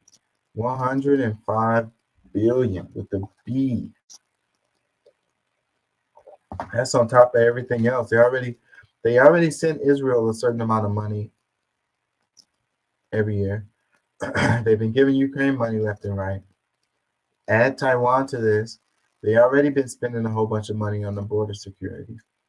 And then with border security, like people are like, oh, the Democrats want an open border. That's what I see online. So, I mean, well, then why is Biden asking for money to go towards border security? And the whole thing with Taiwan, so, you know, you're going to wrap up fighting against China. So you want to fight Russia and Ukraine. You want to fight Hamas and Palestine. and you want to fight China and Taiwan all at the same time. And like I said earlier, where the F is the money coming from?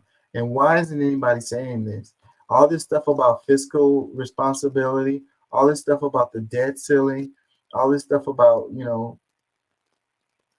the the amount of debt that we have, where's the money coming from? Who's going to fund this?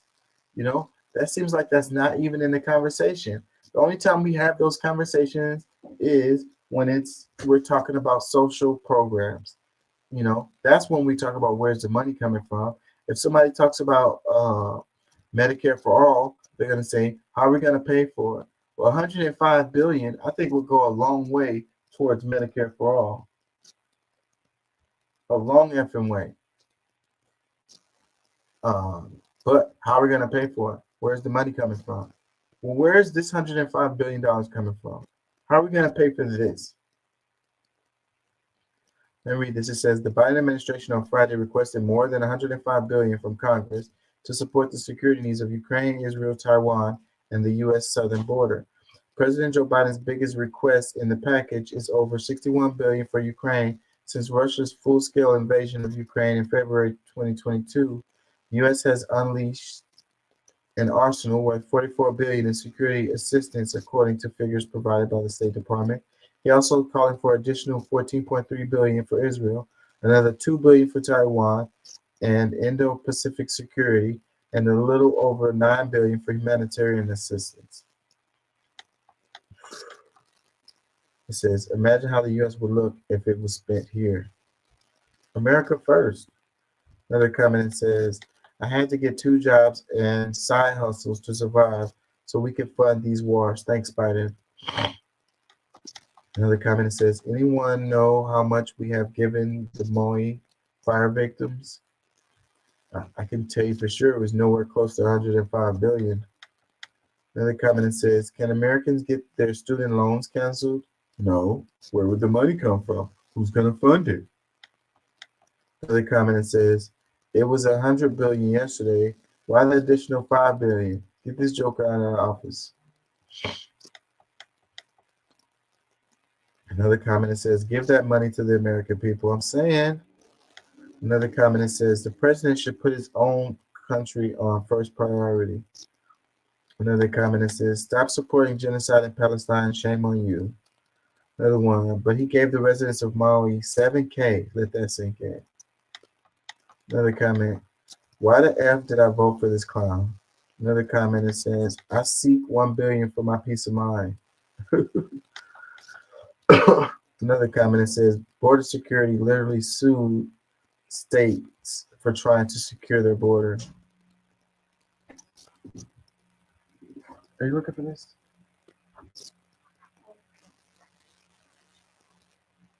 Huh? Another comment, it says, stop spending money. I'm saying, they talk about spending. They only talk about spending when it's freaking, drives me crazy. You need to stretch. Take a hot shower.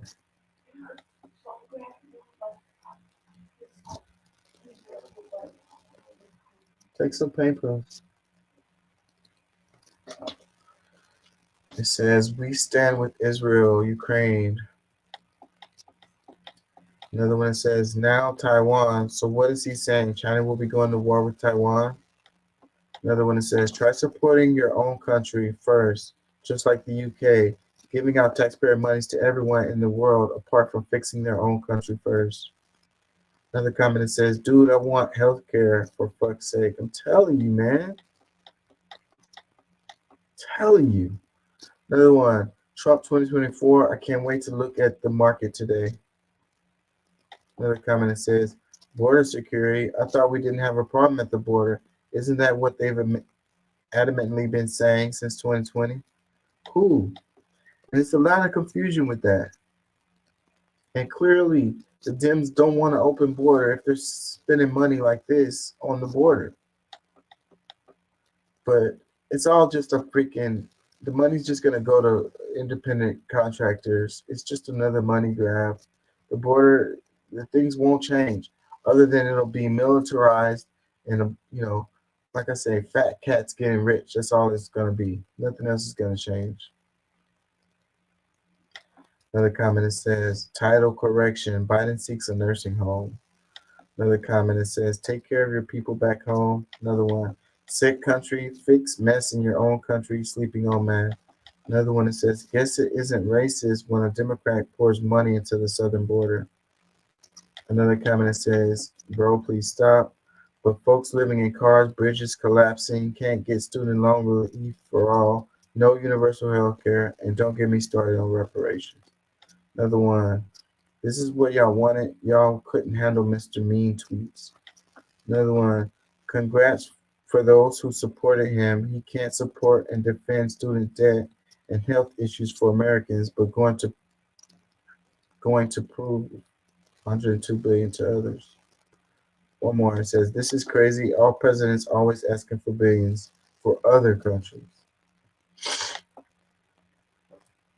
They're going to get it too. How much you want to bet that Congress is going to pass whatever spending bills he asks for? Am I losing y'all? Let's read this one. It says, every time I have a programming question and I really need help, I post it on Reddit and then go log into another account and reply to it with an obscenely incorrect answer. People don't care about helping others, but they love correcting others. Works 100% of the time. Really, really sad. Really, really sad. So, yeah, I think it's true about the correcting. I read the comments, like I've stopped making comments on my own channel now because it just, I don't know, it causes confusion. I lose subscribers and I just let them fight it out in the comment section. I just read it with the popcorn, Sometimes I'll like a comment, but I don't reply to any of them anymore. So, but anyways, that's kind of beside what they're talking about here. What they're talking about here is if you want to answer to a question, then post the wrong answer and people are going to come and correct you and you're going to get good information that way. That's crazy how you have to I don't know, trick people into helping you. That's crazy. A couple comments. It says, this is actually called Murphy's Law, where instead of answering a question, people are more likely to correct you if you get your facts wrong. It says, she's playing chess, not checkers. It says, nah, it only works 87% of the, oh, I see it now. Another one says, actually, we just love being right. It says, the actually comments prove her theory. Another comment, it says, pretty sure this is called the Murphy's Law. Another one, this is both so sad and so smart at the same time. Another one, my friend told me this a week ago, any car question they can't find online, he'll find the question in a forum and give the wrong answer. 10 minutes later, actually, that is incorrect. It says modern problems, modern solutions. There you go. Another one says, damn, that's pretty smart, actually. Yeah, people don't really. She said, people don't care about helping others, but they love correcting others. I don't know, you get into the psychology of people. You find out people are pretty messed up. Let's read this one. It says, FYI for boomers, us millennial children actually find texting more polite than calling because there's less of a demand on someone's time. They don't have to stop everything at that moment to talk to you. It's not just about being afraid to talk. Let me read it again. FYI for boomers, us millennial children actually find texting more polite than calling because there's less of a demand on someone's time. They don't have to stop everything at that moment to talk to you. It's not just about being afraid to talk. And this is me in a nutshell right here. And a lot of people don't understand it and they think I'm being rude, like when I don't answer or when I text or whatever. But I'm always doing stuff, I'm always doing stuff. And phone calls break up whatever it is I'm doing, And I find it rude a lot of times because you know, and the other times I'm at work and I can't answer the phone because my job, the stuff I do, I can't just answer the phone. You know, I might be able to, but a lot of times I can't. But the real reason is, like I say, I'm always doing stuff, my own personal projects, and I can text you at my own convenience. Answering the call while I'm right in the middle of something, it breaks up what I'm doing and makes it harder for me. I also have a problem focusing, like I get distracted. So then, you know, your phone call can cause me to end up not getting done what I was working on, and I'll forget what I'm working on and start working on something else or whatever. I need to be able to focus. I need that quiet time. So you can send me a text, I get a bloop, and I see it, and I'll read it, and then I'll reply at my own convenience. And a lot of people just don't understand that about me. They think I'm being rude, but I'm not. I don't have no intention of being rude. I wish people could understand it better. And I think it's moving in that direction. I think the kids, the ones that are younger, they are already on that shit, you know. Sometimes a phone call is necessary, and I understand people want to hear tones, and it's hard to hear tones in it's hard to hear tones through text. You can't hear tones through text, and then a lot of confusion happens through text. So when it's when it's I don't know, when it's something really important, then a phone call is necessary, but you can still get the relevant information through the text, you know.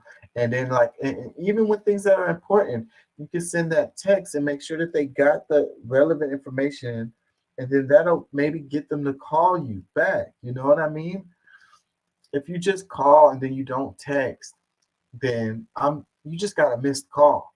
I just got a missed call. That's all it is now. You know what I mean? Well, just take a moment and send the damn information through the text, you know. And some stuff that, you know, you make a phone call when it's something that you could have just sent through text really doesn't make any sense at all. When it's just like a informative type of deal, like just send the information. No need for a phone call. You know, I got it.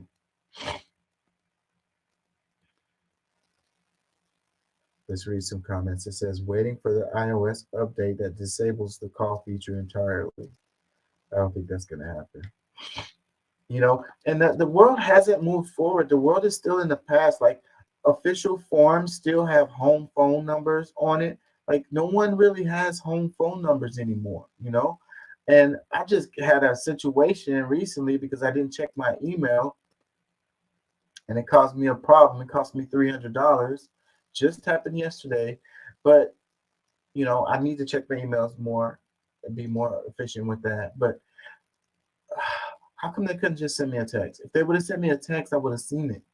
I would have seen it, and I would have been able to do something about it. You know what I mean? But the world is still behind on this kind of stuff. Like official stuff is still done through phone calls, and it's like, send a text, send a text, send a text, send a text. God, why are we so behind? Why does it take so long for people to move forward? You know, I understand technology moves fast, but it's been a while now since we've been having these phones, and everyone has a phone close to them, in their pocket, near them. You know, texts are efficient. Let me read another comment. It says, faster to call than text. Both have their place, but best believe I'm probably going to call you. Texting distances more and more from human contact and lacks emotion. We are becoming more and more distant. There is truth to that. But I think that, you know, it says faster to call than text. I think that a lot of people are just being lazy. Like they can't spell, that, you know, they don't want to freaking write stuff out. Like, you know, I write all day, so it's not a thing to me at all to freaking text. Like, and I get it. So, but you know, people can't spell, they can't read, they don't want to read, they're being lazy. Like, I just want to talk. Like, it's a lot easier. That's what it is. It's like it's faster to text. I get it. It is. Yeah, I mean, it's faster to call. I get it. It is. But I don't know, you guys. Y'all need to move on with the future, move on into the future. Another comment says, essentially having cell phones and constantly availability is burning everyone out. So phone calls feel like an invasion of privacy to me at this point. I love talking to people. I love talking to friends and family. But to me, a phone call is like someone walking to my apartment, making themselves a coffee and taking a seat on the bathtub while I bathe in it. No bubbles.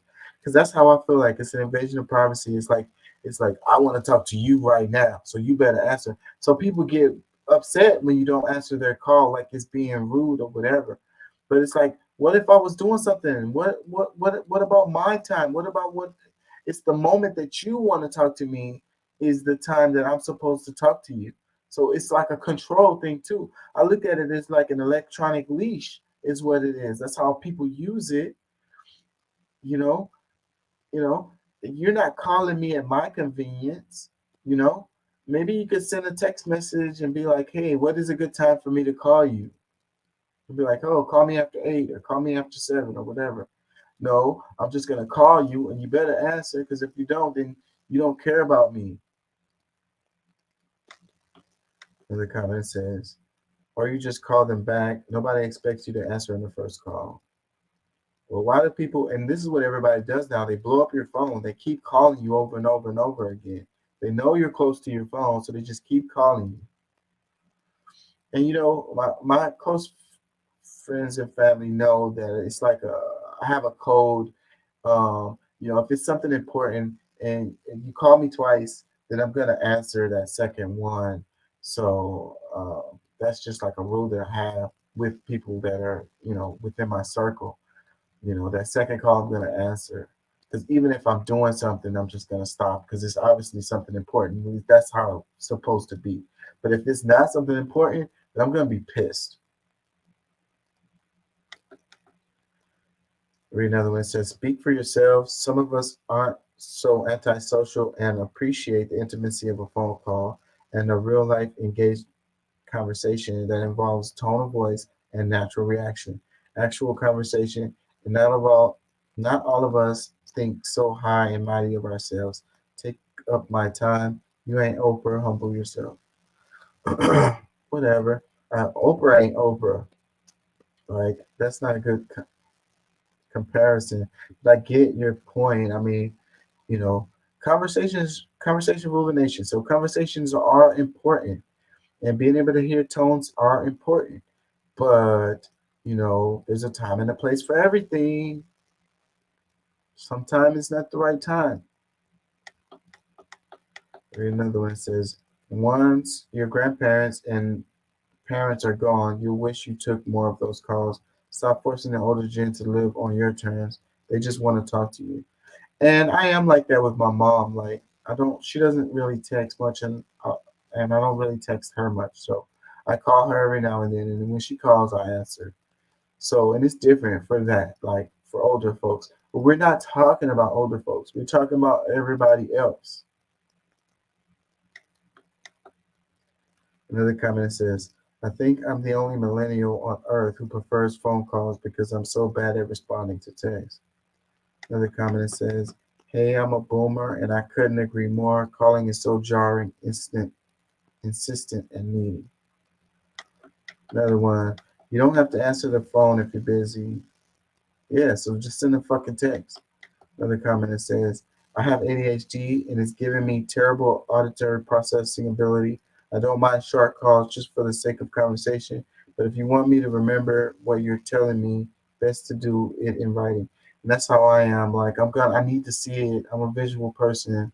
I'm gonna remember it if you texted it to me, you know.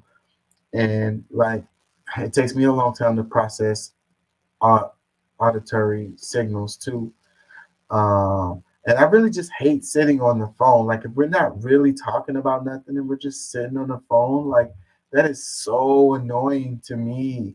Like, so annoying to me. Like, that's why, like, most conversations don't really take that long. Like, whatever it is, we get to the point, we talk about it or whatever, and then it's over. Like, but just sitting on the phone for like an hour plus, if it's not like an intense ass conversation, like sometimes it is intense conversations and we're just kind of like vibing, But most of the time, it's not that.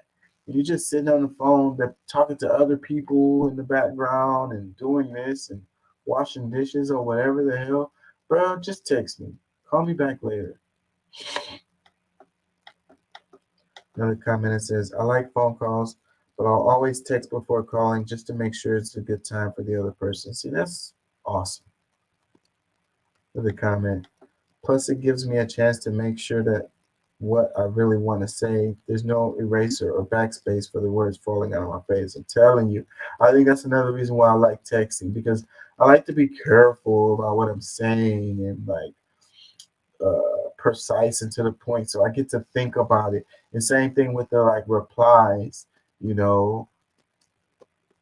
And then I like to have a record too, because I could just throw it back on you. I mean, like, it's not necessarily a negative thing, but people like to say I didn't say that or whatever. Like, bruh, do you read your own text? Like, let me screenshot this and send it back to you. Like, yes, you did say that. Because people like to manipulate you, you know. They like to gaslight you, and so I think that a lot of the narcissistic people, they prefer calling, because it's a lot easier to gaslight you, because they can't gaslight you through text. I mean, they can still, but you can be like, look, I got evidence of what you said. Boom. They don't want no evidence. They want to say, I didn't say that, or you misunderstood me, or you heard me wrong, or whatever, some bullshit like that. Like, bruh, this is what you text right here. Look, read your shit. Because I think, and a lot of those people, they say things even through text without thinking about it. And I think everything through, I overthink everything, which is a real problem. But anyways, it says, I'm a millennial and I miss phone calls and randomly dropping by houses to hang out. Something has been lost.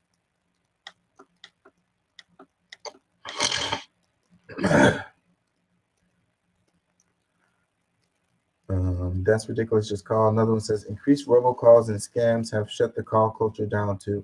So that's another part of it. Like, you know, freaking robocalls or bill collectors, stuff like that. Like, half of the phone calls, at least half of them tend to be that. So that's the reason why you like ignore the ring, and sometimes, you know, it's like it's probably just a bill collector.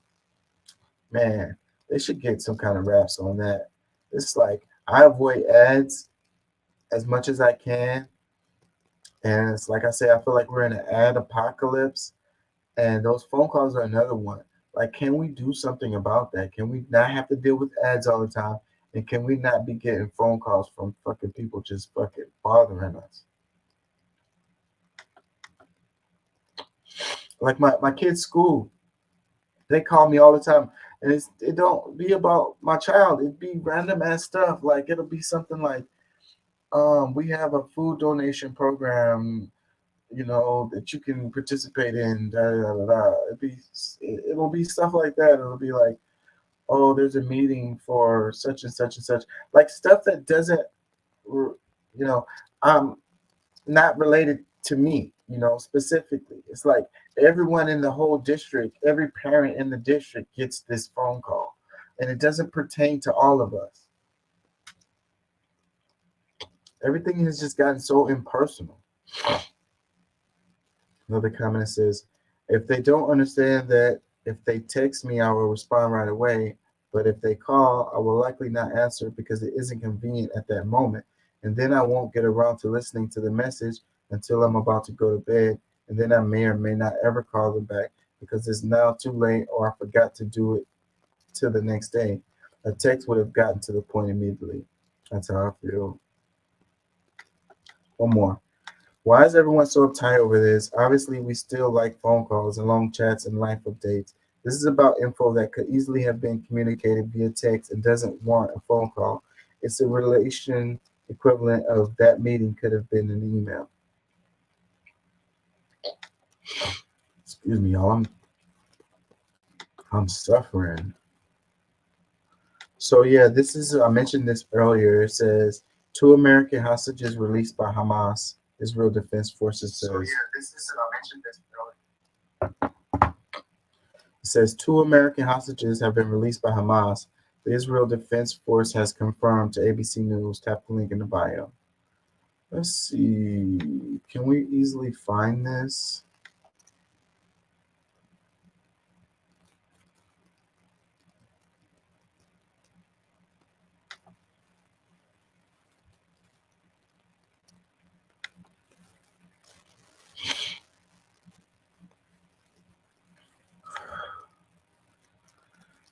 No.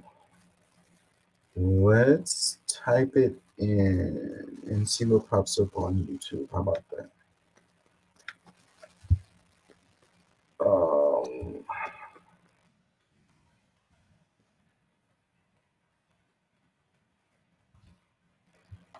Hostages returned. Okay, we got Inside Edition. No, I don't want to use that one. So they might get me for that. Is that the only one? We got Channel 4 News. Let's do this one.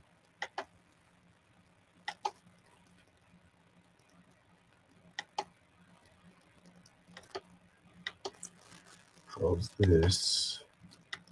It's YouTube. 1 second, y'all. YouTube. Okay. Hamas, which the UK has designated as a proscribed terrorist organization, says it has released 2 American hostages being held in the Gaza Strip. Reports in Israeli media say that a mother and daughter have been handed over to the Red Cross. We are still waiting for official confirmation, and the pair have not yet been identified. Well, let's get the latest from our foreign affairs correspondent, Sikander Kamani in Tel Aviv, and our Washington correspondent, Siobhan Kennedy. But first to you, Sikander. Well, Matt, Hamas and Israeli officials are saying that an American mother and daughter who were held hostage had been released after being taken to the Gaza Strip by Hamas. Hamas have said that it was done following Qatari mediation. Now, they're already said to have been handed over to the Red Cross and are being taken to Egypt and then to Israel. Israeli forces say a total of 203 people have been confirmed as having been seized as hostages by Hamas. Hamas have said that the figure is somewhat higher than that. So this is just a small proportion of those being held. But of course, it's a massive deal for the family of those who are being released. And it's a first sign that diplomatic efforts are achieving something. Israeli media here is saying that the release of these hostages was done unilaterally. In other words, it wasn't done in exchange for a release of Palestinian prisoners. That's something that Hamas has talked about in the past, though they've also talked about being willing to release some foreign nationals. Israeli state media also saying, citing unnamed sources, that they believe that this release of hostages is an attempt by Hamas to delay an imminent expected ground offensive by Israeli forces into the Gaza Strip. A number of other foreign nationals are being held by Hamas, including Brits and Americans. Some of them will be dual nationals. There are many other Israeli hostages, including very elderly people, very young babies being held. All of their families are desperate for information, and all of them, I think, will treat this news as giving them a glimmer of hope in a dire situation. Indeed, they will. Sikander in Tel Aviv, thanks very much. Let's go straight to Siobhan Kennedy in Washington. Siobhan, this must come as very welcome relief to the Americans. What are they saying about this? Well, just a quick reminder, Matt, that when Joe Biden spoke to the nation last night, he reminded them that he was pursuing, he said, every avenue to bring their loved ones home. As president, he told them there is no higher priority for me than the safety of Americans held hostage. So the news that 2 Americans have been freed, I have to say, will be extremely welcome news here. It is running across all the networks, as you can imagine. I should say that we have had no confirmation yet from the State Department or the White House. There is a briefing from the State Department in about an hour's time.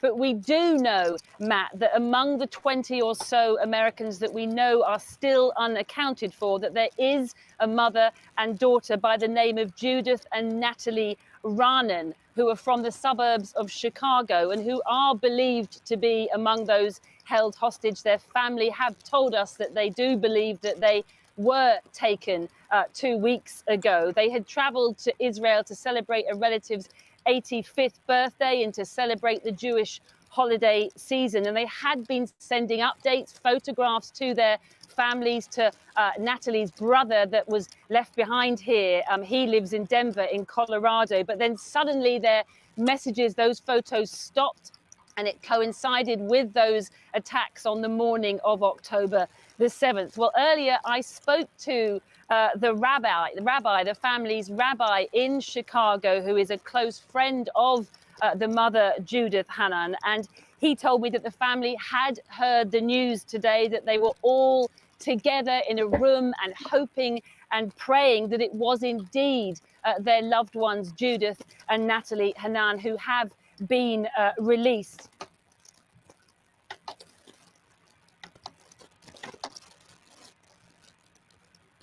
Order. The UN Secretary General spoke. These trucks are not just trucks. They are a lifeline. They are the difference between life and death for so many people in Gaza. And to see them stuck here makes me be very clear. What we need is to make them move. As the vehicles lie motionless, world leaders are anything but. Israel yesterday, Egypt today for Rishi Sunak. Speaking to President Sisi, as well as the Palestinian leader. Mahmoud Abbas has little power over events in Gaza, but he and other world leaders are meeting tomorrow in Cairo for a peace summit, as they try and prevent this conflict spreading, with ominous signs on Israel's northern border with Lebanon. Continuing skirmishes between Israel and the Iran-backed militia Hezbollah. While for now contained, Israel did today order the evacuation of one of its largest towns along the Lebanese border. And it's not just to the north of Israel. Yesterday, this US warship, now based in the Red Sea, took out missiles fired by Houthi forces in Yemen. Those rebels are backed by Iran, and some have been trained by Hezbollah fighters. We cannot say for certain what these missiles and drones were targeting, but they were launched from Yemen, heading north along the Red Sea, potentially towards targets in Israel. Potentially. As all sides brace for whatever comes next, the pain of now is still so strong. The families of missing Israelis set an empty Shabbat dinner table in Tel Aviv. With reports of 2 hostages being released today, some hope. But this war has changed so many lives. With rows and rows of tents in Khan Yunis in Gaza, filled with Palestinians having lost their homes or forced to flee south ahead of Israel's coming ground invasion. A displacement reminiscent of 75 years ago in a conflict with no clear solution. Yeah, man. I don't even know what to say. You know, I guess it's, you know, I could say it's a good thing that they released 2 hostages. I mean, you could say that that's a good thing. I mean, with them indiscriminately bombing, though, I just, you know, it's probably going to come out that they're going to find out that they killed some of their hostages. I mean, what do they care about? And it's like what Ilhan Omar was saying earlier. You know, they care about the Americans in Israel, but they don't care about the Americans that are in Gaza. You know, and they're like, oh, we're attacking Hamas. Well, you're attacking Hamas, but you're killing civilians and possible hostages too. So like, it seems like there would be a better way, some other way to go about it. And what do I know? I'm just a guy. Let's go to this. That news is so depressing.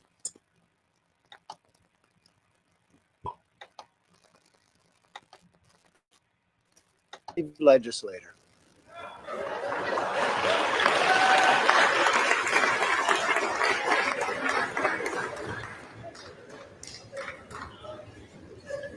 To legislate is about more than the name on the bill. It's about reaching compromise and working long hours behind the scenes to get the job done.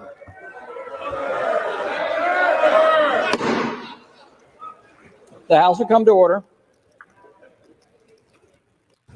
But let me correct the record. Jim Jordan is an effective legislator.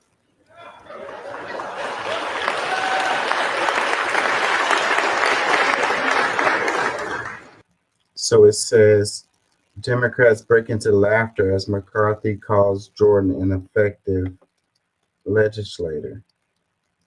Well, we can't see in the background. I mean, was it just Democrats laughing, or were they laughing at all? Like, it has a little footnote here. It says GOP Representative Jim Jordan has been in Congress for nearly 16 years. In that time, he's introduced 30 bills. It says not a single one has ever been signed into law. Joanne Reed posted it. She said, they laugh because what Kevin said is funny. Okay. A couple comments. It says, while I work so hard, this man gets to BS his way through life with a great salary, great benefits at my expense as a taxpayer. They have freaking government funded health care too. The rest of us don't. Another comment says, I really want to know what dirt someone has on all of them to make them embarrass themselves on such a massive scale. Another one says, he has never passed one piece of legislation in all his years in Congress, not one. So I think term limits is an argument that pops up in my head. So he's been in there for how long? 16 years? And hasn't accomplished anything? Another one comment, it says, this entire debacle has proven to the American people once and for all that Republicans are incapable of leading this country without Democrats bailing them out and cleaning up their messes. The best thing Democrats can do is stand back and stand by. I don't know about this comment. Republicans are incapable of leading the country without Democrats bailing them out and cleaning up their messes. When does that happen? When do the Democrats bail them out and clean up their mess? Another comment says, so Kevin is a stand-up comic now. Another one, the lust of power, the hypocrisy, backstabbing, the no shame is one powerful drink. They are all drunk. This coming election will be the worst hangover ever. It says vote blue. All right, that's enough of that. Let's look at this one. It says uninsured, underinsured. U.S. 85 million, Portugal 0. Spending on healthcare per person, U.S. 12,914, Portugal 2,720. Deaths due to lack of health insurance, U.S. 68,000 a year, Portugal 0. Life expectancy, U.S. 76.4, Portugal 82. Please don't tell me we can't afford Medicare for all. So it's like, with our messed up system, we actually spend more than we would if we would just give everybody health care. Believe it or not, look it up.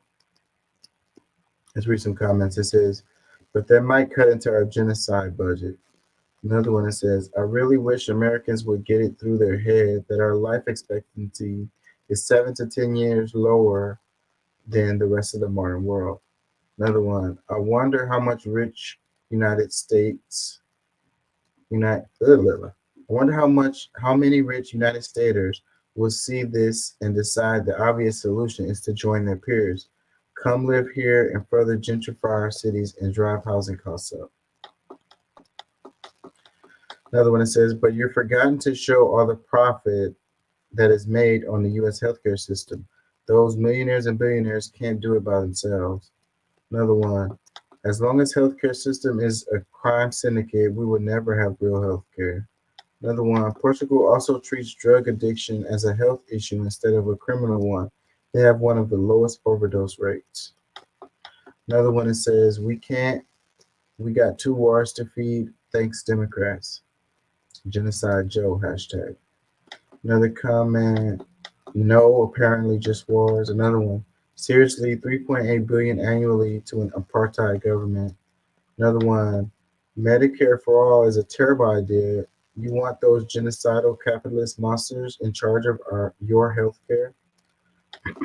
Another one, POTUS, Gavin Newsom, this is what we get. This is what will get y'all votes, and cancel the predatory student debt too. $2 billion for war could be for people, but not y'all don't want to help folks. Another one says, but right wing. Another one, but they're communists. Another one that says, American exceptionalism, my ass. It is American exceptionalism because we are the ones that don't have health care. Everyone else does. So everyone except us has health care.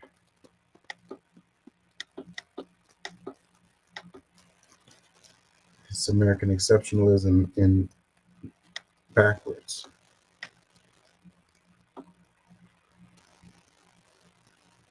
I don't want to cover that DJ Envy. Who cares? Let's see. Do I want to go to... How much longer can I stay on today? I gotta work in the morning and... Oh man, do I have this clip? Let me see.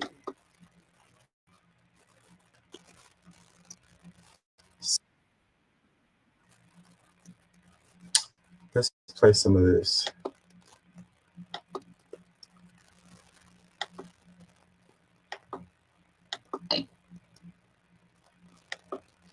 Where is it? This one, okay. Israel carte blanche to commit war crimes, as are much of the press. One journalist who isn't, though, is Mark Lamont Hill on Al Jazeera. He challenged former Israeli Deputy Foreign Minister Danny This exchange has been going viral big time. Elon. Secretary General of the UN, Antonio Guterres, said that he was deeply distressed by Israel's announcement of a siege on the Gaza Strip. He said that the humanitarian situation, quote, will only deteriorate exponentially, and that crucial life-saving supplies, including fuel, food, and water, must be allowed into Gaza. So the UN is saying you must do this. You are saying you're not going to do this. How do you? No, we're not saying that. He's saying do it. He's saying doing it immediately. What I'm saying is what you're doing. No. He's saying doing it immediately. I got you. I'll tell you exactly what we're saying. I'm saying we will do everything for the Gazan people. Once and now, we demand immediate surrender, unconditional surrender of Hamas. If Hamas people come out with their hands up and clear their weapons, believe me, everything will be restored to Gaza. It is Hamas in Hamas hands. Now I understand. Thank you for clarifying that, sir. I think we're actually on the same page here. You're saying that once Hamas leaves, you'll grant the Gazan people food, shelter, fuel, electricity, hospitals, schooling. And if they don't, and if Hamas doesn't leave, then they'll continue to starve and die in hospitals. You are defining for the international community right now collective punishment. You're saying until Hamas acts differently, the 2 million people in Gaza are going to be treated this way. And once Hamas acts differently, these 2 million people in Gaza will be treated better. That is exactly what collective punishment is. You're holding them accountable for the actions of others. That is the definition, the textbook definition of collective punishment, sir. Now, you may accept that that's what you want to do, but this is absolutely a contravention of international law. Such a good interview. And This guy and Mark Lamont Hill got in trouble for some of the stuff he said on the other network he was on. I can't think of what it is. And so now he's on Al Jazeera. He gets to talk like he wants to talk. And so Israel is like, they're boycotting Al Jazeera. There's a lot of talk about Al Jazeera, like they're calling it fake news and all that. And I think a lot of it is a result of this one interview right here. I suppose, the reason I think that was so powerful is because he's not just speaking to some, he is speaking to some extremist Israeli politician. Obviously, he was in the government, so he's the mainstream of Israeli politics. But he's not just speaking to, someone who is alien to us in the UK, because we've been seeing all of our governments, all of our politicians, our government, tweeting that anything that happens in Gaza is Hamas's fault, which is essentially what that Israeli politician was saying there, right? Oh, yes, we are going to do a siege. We are going to bomb them, but they could stop it all if they release the hostages. Now, that is collective punishment, but that's what James Cleverly, it's what Keir Starmer was saying for quite a while. Also, by the way, it is worth noting, Hamas have said they will release the hostages if Israel stops bombarding them and they release some of their prisoners who are held without trial. So they essentially are hostages as well, to be honest. Let's look at how Ayalon responded. No, if we pushed them to the wall, we're not pushing them to the wall. We want to open a humanitarian corridor so they can leave. But if Hamas, so that who can leave? Citizens? You're saying civilians can leave, but only through the Rafah border, correct? At this point, yes. So they can't because come. Where else? Your country. They can come into Israel. I'm telling you one more thing I want to say. But I want you to address that point. Don't just smile, sir. Respectfully, you're saying you're making a corridor. They can go to Egypt. You're bombing them. You say you want to save them, but they can't come in. First of all, I'm not smiling. I'm crying in my heart. I'm crying in my heart for all the butchery of thousands of Israelis. Why do you think the world is with us? Why do you think the world is with us? All the international media was there. So don't talk to me about collective punishment. Don't talk to me about humanitarian. These are new rules of the game. Well, the world isn't with Israel, right? The West is with Israel, or at least the governments of the West are with Israel. And much of the global South is with Palestine because they recognize that this is a colonizer with an occupier, with an occupied people, right? So this idea the world is with Israel is just factually untrue. Some very powerful countries are with Israel, but the world is not. Barnaby, I'm pretty sure Mark Lamont Hill got fired from CNN, didn't he, for saying something along the lines of "for the river to the sea." It's good to see he's got a job where he can still be pretty powerful and persuasive in a host's chair. Yeah, Mark Lamont Hill was fired from a mainstream American media organization for using a sentence which he clarified many times was a call for freedom, peace, and democracy for everybody. And that tells you just about all you need to know about the Zionist state, Israel, and about its international supporters. The most basic liberal demand, one person, one vote, is death to the Israeli state. It is an ethno-state, which doesn't even recognize an Israeli nationality on people's ID cards. They're Jewish or Arab. It is a state constructed on the basis of having a Jewish demographic majority. And that's why they can't do what would seem like the obvious thing, which is say, if we want to carpet bomb your homes, pretty criminal, and we're telling you that we want you to get out of those homes and we've penned you into an open air prison, we'll open the cage door and let you come into the fields that surround you in southern Israel. They won't do that because that would mean non-Jews arriving into a state that they want to retain as ethnically Jewish majority. It couldn't be more racist. It is racist to its core. And so every Western politician who gives us lectures about their commitment to principles of diversity, who kneels, for God's sake, kneels to say that Black Lives Matter, and then funnels billions of dollars to support a state that is premised on one ethnic group owning and controlling land that they got by chasing another ethnic group from it. No Western politician should ever be taken seriously when they talk about democracy and human rights and basic human equality while they're doing that. It's not very surprising. How do you think the USA came to exist? How do you think Canada and Australia and New Zealand and South Africa and all these states came to exist? Of course, it was through settler colonial ethnic cleansing. But that's the basis of this thing they call Western civilization. So when they walk around the world and lecture other people about human rights and Western civilization, that's what it is. It's that kind of violent domination. And Israelis, settler colonists are always kind of a bit more honest. They're at the frontier against the savages as they see it. And they see people in places like Britain as softies who don't have to fight against the savages and just depend. We're not drowning people in the Mediterranean. We depend on European frontier states to do that for us. So they think we're living comfortable lives that depend on their violence. But they're open and honest about the kind of violent domination that sustains this thing called Western civilization. And that's what Israel is. Navarra is only possible because of the support of our regular... Yeah, so they said it all. And this guy, the rest of this clip, he started talking about they could go into the desert. I wonder, do I have that somewhere? He was like, they can go in the desert, man. They're good. They can go in the desert. Where is it? I don't know where that clip is. Let me see if I can find it.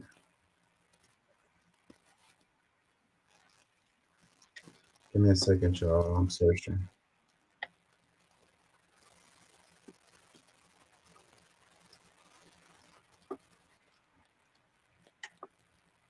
I don't see it. I'm gonna just move on.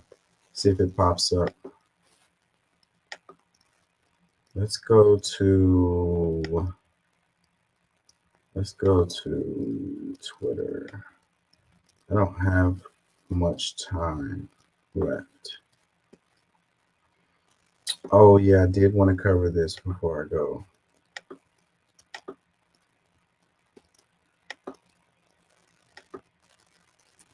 This one. It says the largest fleet of warships the empire has assembled in a great many years is gathering in the Eastern Mediterranean Sea. So yeah, this is happening. It says, in addition to 2 U.S. carrier strike groups and an amphibious assault force, several other warships from other NATO nations are joining its ranks. The true objective of this large naval task force remains unknown. The notion that it is gathering to help Israel subdue Hamas is, in my view, potentially nonsensical. It is altogether possible that it is intended as no more than a theatrical flex, and an ostensibly awe-inspiring demonstration of imperial military might. So that's what it is really. Like it's a deterrent, and that's what they said too. It says, if so, I doubt it will succeed in intimidating those it aims to terrify.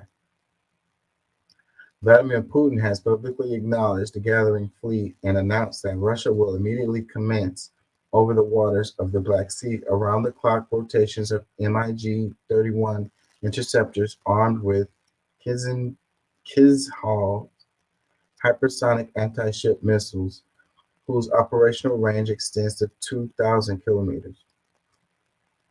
I expect that the Russian aerospace assets at its Khmeimim Air Base on the coast of Syria are opening a state of high alert, including the potent long-range air defense systems. I'm getting tired. In Lebanon, the Iranian-affiliated Hezbollah is known to possess a substantial number of relatively capable ground-launched anti-ship missiles. It is not impossible, indeed, it may even be probable that Iran has augmented Hezbollah's missile firepower and many modern and advanced specimens in every category.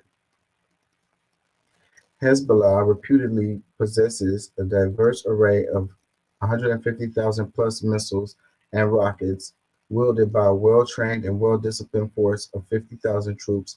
They are not an army to be casually dismissed. At any rate, in the end, this may well turn out to have been a huge bluff from which the United States and its NATO vessels will awkwardly back away.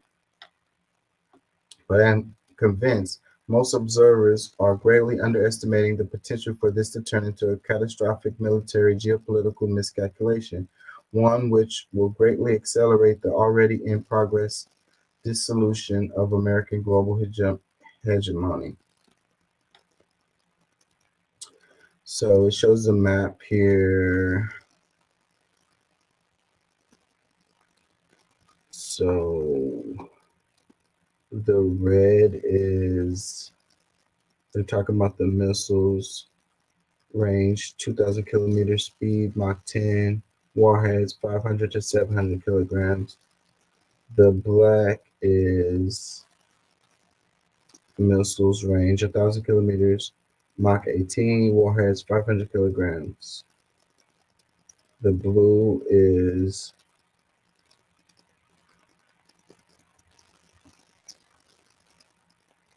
(900 to 1,100 kilometers), warheads 155 kilograms, range 130 to 269 kilometers, speed Mach 2.7 to 3.3, warheads 87 to 94 kilograms, range 110 kilometers. And they're showing these ships: anti-ship cruise missiles, range 660 to 800 kilometers, land attack cruise missiles, range 2,600 kilometers. And they got underwater stuff, anti-ship cruise missiles, Anyways, that's a lot going on there. To just fight against Hamas would be ridiculous to need this type of, equipment. It wouldn't be effective anyways, because it would be like a guerrilla warfare, and you're using amphibious, and cruise ships. Let's read some tweet replies. Who posted this? Will Shriver. Will Shriver. Geopolitics, history, empires, war, microeconomics, and Marcus, music photography. I don't know how I ended up with this on here, but I was looking this up, and this is the one I found that was the best. Tweet replies, it says, have you considered that this is one carrier battle group ripping with the outgoing group along with the MEUs? To your point, a solid indicator will be how long the outgoing CBG and MEU stay on station. Regardless, it's a great opportunity to see how all the regional actors flex to this scenario. It's like an active freaking war game going on here. He replied, he says, well, as I tried to convey, perhaps not with full clarity, I fully acknowledge this could all be nothing more than a big chest thumping and mighty growl, but its menacing nature at this particular point in time, in the context of the events in the past 2 years, runs a non-trivial risk of serious miscalculation from any one of the dangerously desperate set of actors with different motivations and different senses of what constitutes a provocation that must be reciprocated. In my view, it is foolhardily in the extreme. Yeah, because like we could fumble our way into a freaking, a real serious conflict by accident. If something happens, some little accident happens, because it's a powder keg waiting to blow off. It's only going to take a spark. People are really emotional right now, and then you got all of these weapons and stuff staged, ready to go.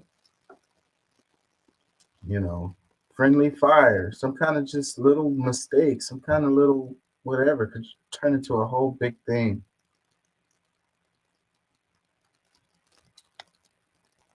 Another comment that says, let's hope it doesn't escalate. I remember similar comments regarding Saddam Hussein's might and firepower. We all know how that ended. Another one that says, for many generations now, most people, especially generals and admirals, fallaciously assume the next war will be more or less similar to the last war, and it never is. Military supremacy is and has always been notoriously ephemeral. Yeah, so every time like things change and the way you fight wars change. And like we were talking about fifth generational warfare, it's like the war for your mind, and it's like information. And the way the news has been portraying the things that has been happening, how people don't even know what's the real truth or what's really happening. Everyone is confused because even the authority figures are given misleading information. This one, it says, the fleeting mirage of imagined supremacy. This is the incontrovertible mathematical reality. To assemble a force sufficient to wage a war against Russia, China, or Iran will require the U.S. to effectively abandon every major military base on the planet. Well, do we really need military bases all over the world? Ooh, I don't want to touch that one. What is this one? I think the dam is finally cracking. The war-worn journalist Alex Newman explains why the human-induced climate emergency narrative is finally crumbling. We'll come back to that. I think I'll cover that tomorrow. Ben Norton posted this. He says, Israel bombed the hospital in Gaza on October 17, massacring 500 civilians. But then the apartheid regime absurdly blamed the victims, falsely claiming that the explosion was the result of Palestinian misfiring a rocket. U.S. President Biden echoed this blatant lie. So yeah, this is a part of the confusion that I was talking about too. they came out with the audio. Israel released the audio saying that it was like Hamas fighters saying that they messed up or whatever, and they're using that as evidence. That has been debunked. That has been debunked. In the age of like AI and deep fakes and all of this, it's hard for me to believe that people just hear like an audio recording and they automatically believe it to be authentic. Like, you need to have a number of people to scrutinize that audio to ensure its authenticity, you know. But the way the media has been kicking stuff out really quickly lately without any real scrutiny and people just run with it, that's what's been happening. And the same thing happened, you know, related to the rocket firing itself, because at first when the media was covering it, they said strike, and they quickly start changing it to explosion. Like, the words that they use is key, you know. Let me see. Let's look at this. It says, a weapons expert and U.S. Army veteran debunked Israel's claim. He examined the evidence and explained that Israel attacked the hospital using a standard American munition. The UK state media outlet Channel 4 investigated and came to the same conclusion. It even showed how Israel fabricated a recording of supposed Palestinian fighters and how Israel officials contradicted themselves in their own lies to the public. Because they released this video to supposedly show that it was a rocket that came back or whatever. And once they posted it, somebody was scrutinizing it and they were looking at the timestamps of the video, and they were like, well, the timestamps are wrong because the strike happened before the timestamps of that video. So it didn't match up time-wise. So they pulled that video down, but they still kept saying the same thing.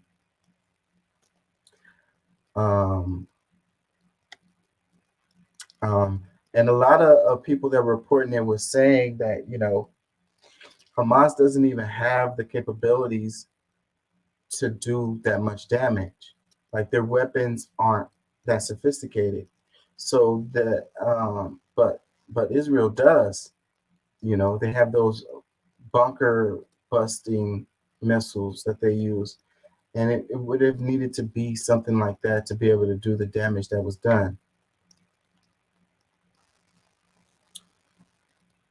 So what is this? He has a, can we look at this? It says, who was behind the Gaza hospital blast visual investigation? Is there a video? Hold on.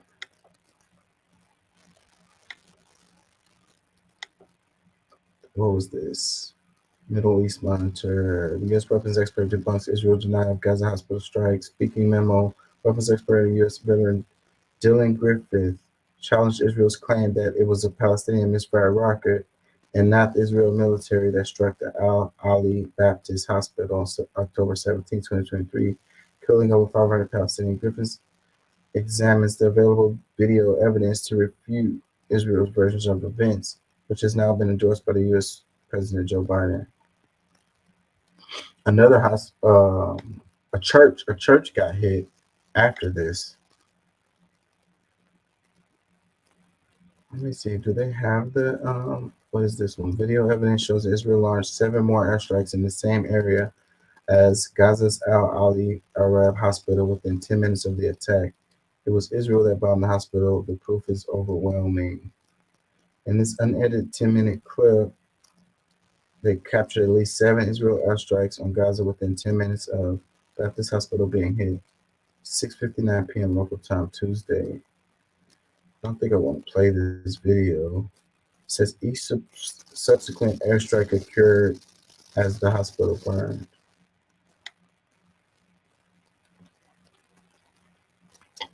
It's 12 minutes too. I definitely don't want to play that.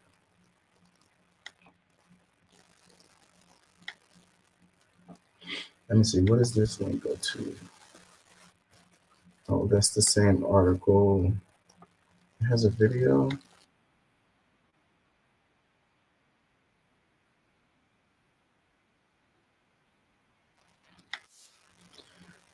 think, let's see if we can play some of this. I got way too many screens open.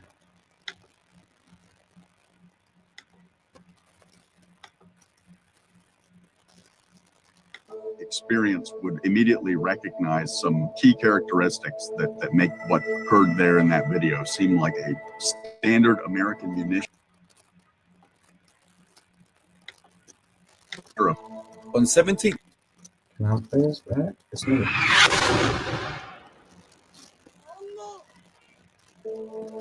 Anyone who has that experience would immediately recognize some key characteristics that make what occurred there in that video seem like a standard American munition. There's a pretty typical sound signature of. On 17th of October 2023, a bomb hit the Al Ahli Baptist Hospital in Gaza City in the besieged Gaza Strip, causing unprecedented carnage. Gaza authorities say at least 500 people were killed in the attack and many hundreds more wounded. Both Israel and Hamas deny responsibility. The Middle East Monitor spoke to Dylan Griffith, a weapons expert and US Army veteran of the Afghanistan war, who gave us his take on the key claims made by Israel. Claim 1. Israel was not responsible for the attack. For anyone that has any amount of experience being around explosives, and certainly a lot of Army combat veterans are going to have a similar experience who were in the Middle East, especially in Iraq and Afghanistan, and maybe had called in airstrikes on compounds or facilities. One of the most common munitions in use there is going to be a JDAM. A JDAM is a guided or unguided aircraft-fired munition. This video circulating on social media has now been verified by the Washington Post as the strike that hit the hospital. Anyone who has that experience would immediately recognize some key characteristics that make what occurred there in that video seem like a JDAM. There's a pretty typical sound signature of something that is moving from a vertically dropped or fired position. Someone had posted a video contrasting the two of a compound in Afghanistan being struck by a 1,000-pound JDAM, I think, and then this video.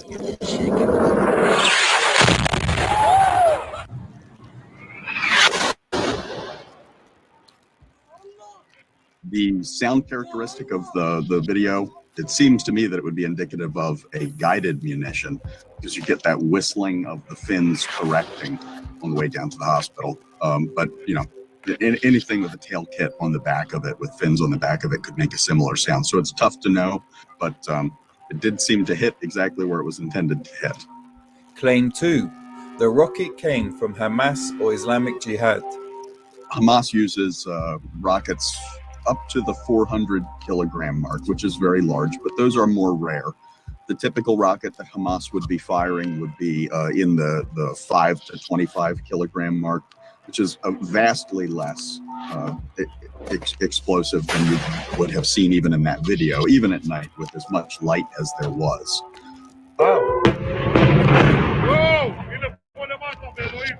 The Israeli government said it was an Islamic Jihad rocket, so I showed Dylan a video being circulated by pro-Israel groups on social media. So yeah, these are R-23 rockets, and with all rockets, a lot of the sound that a rocket is going to produce is going to be at the time that it is launched. Rockets are not a thing that burn the whole way to their target. So there's not a lot of screaming and expenditure of fuel as a rocket comes in. So usually a rocket coming in, there might be the sound of some air moving, but there is not a large expenditure of fuel. You don't typically get what you would with like a guided bomb or something. It's usually a quieter process as a rocket comes in, maybe just a little bit of sound. Certainly not what you would see in the video that is being passed around as the impact on the hospital. Claim 3. The Hamas rocket failed in the air, and that's why it landed on the hospital. Usually when a rocket fails and falls to the ground, there's a bit of an extended explosion period, because the fuel will combust over a period of time, and the explosives that are in there will ignite in a fashion that was not as intended. So not warhead first necessarily. It's a bit more of an extended type of an explosion.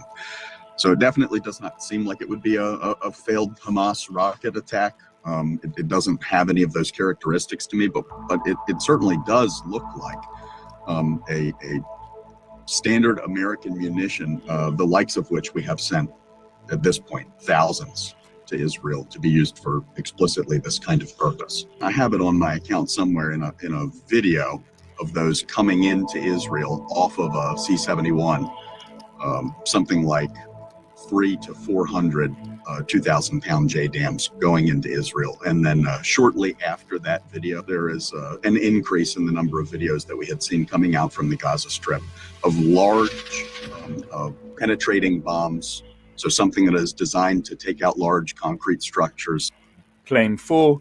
Israel doesn't bomb hospitals. A claim that is very straightforward to refute, given Israel bombed the same hospital just 2 days before. This was not something that had occurred just out of nowhere.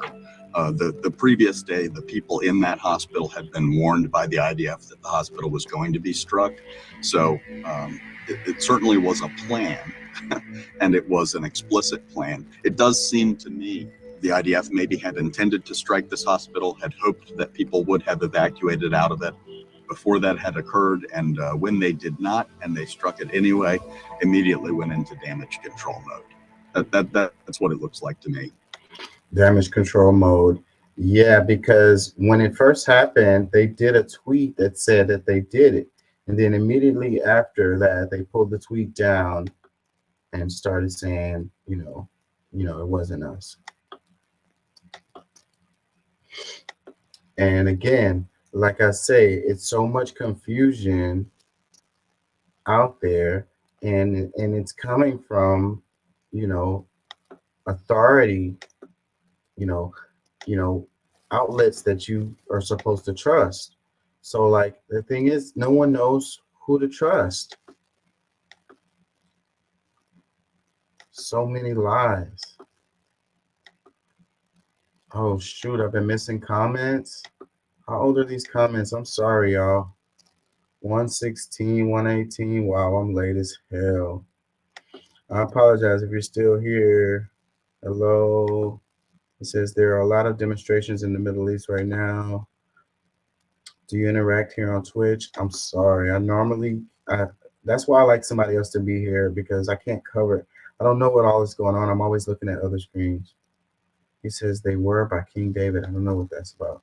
It says the Jews' original land is where they are right now. I apologize for not getting these, seeing these comments earlier. I apologize.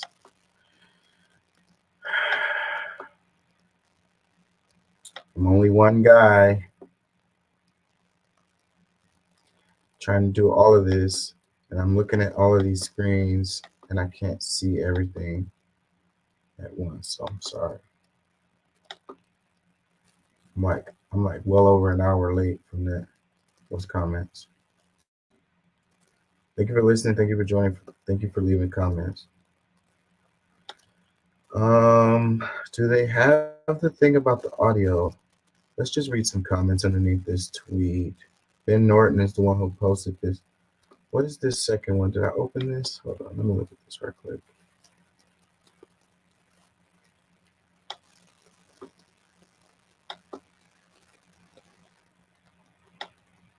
That's an article. I don't want to read it.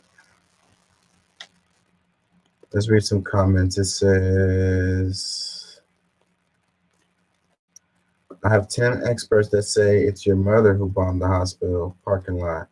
You're an evil person who committed crimes against humanity with your own mother. Be ashamed of yourself. Okay. Another comment says, there would have to be 500 victims first. There weren't. There would have to be rubble where the hospital used to be, but the hospital is still standing. All this is verifiable. You are the worst kind of propaganda. Another comment says, what is happening in the world indicates that the U.S. is fast losing her credibility in the world as we see it. There will come a time, and that time could be now, when nobody will take the USA serious for anything. They have stood in the path of justice. Another comment, it says, there have been several other experts who have said the blast does not come from anything Hamas has. One even names the made in U.S. missile. Another one, Channel 4 is an independent, publicly funded commercial company and has no connection to the state or government, unlike the BBC, which is overrun with state actors and mostly Tories. It says, what is the BBC saying? This is so not quite as simple as a narrative as you're endorsing.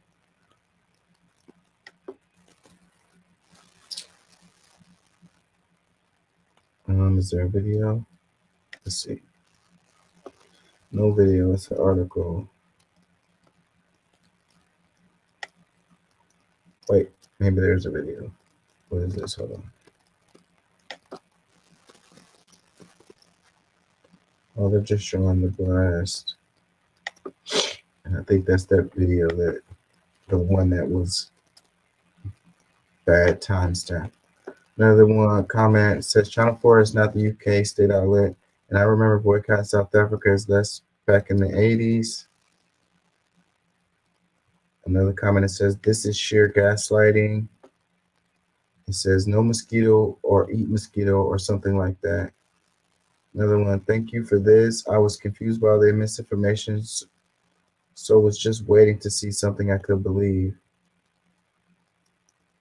Another one, Giveaway style, repeat your lies until they become true. You know, the bots are out too. Like there's an onslaught of bots on all of these stories.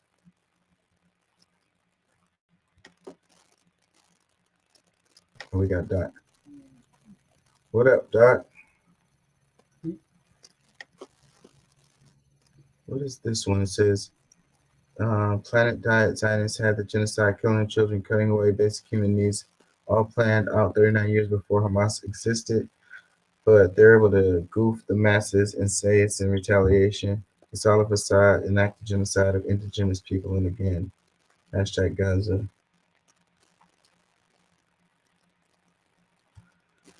I don't know what this is, but this 1948 document named Plan Dalet was published in 1948, 39 years before Hamas ever existed. In Plan Dalet, under the heading of Consolidation of Defense Systems and Fortifications, they very proudly write, one of the strategies that they're going to use is destruction of villages, setting fire to, blowing up, and planting mines in the debris, especially those population centers which are difficult to control continuously. They also have written just after this point, mounting search and control operations according to the following guidelines: encirclement of the village and conducting a search inside it.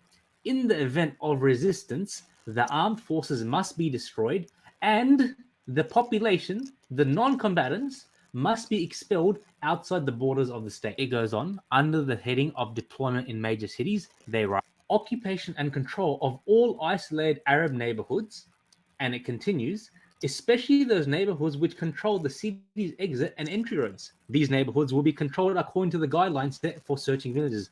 You know those guidelines which said that they will kill all the armed forces and expel every single person in the village? Those guidelines. Wait for this one. This is the kicker. This is what we're seeing today. Watch what I'm about to tell you. Encirclement of the Central Arab Municipal Area and its isolation from external transportation routes, as well as the termination of its vital services, water, electricity, fuel, etc., as far as possible. Imagine a terrorist occupying state so arrogant. They think you're so stupid that you can't even Google a written genocidal plan which they're enacting today. And they think that you will believe every single thing that comes out of their mouth. They can switch from saying it was our airstrike which bombed the hospital, delete the tweet, and then say, actually, no, it was the opposition. They do those things because they think they think that you're lesser than them, and they think that you will never bother to actually Google the facts. This is not a source from outside. This is an Israeli source. This is an Israeli official source. Plan Dalet. Go and Google it and share with everyone you know. yeah, like I say, all over the place.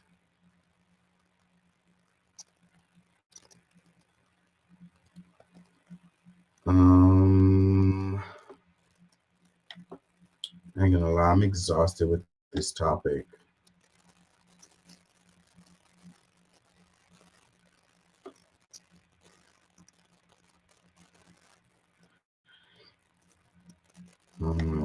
They were talking about the babies. There was another one that got debunked. Why is he asking for this money? 60 minutes. I don't think I could share that.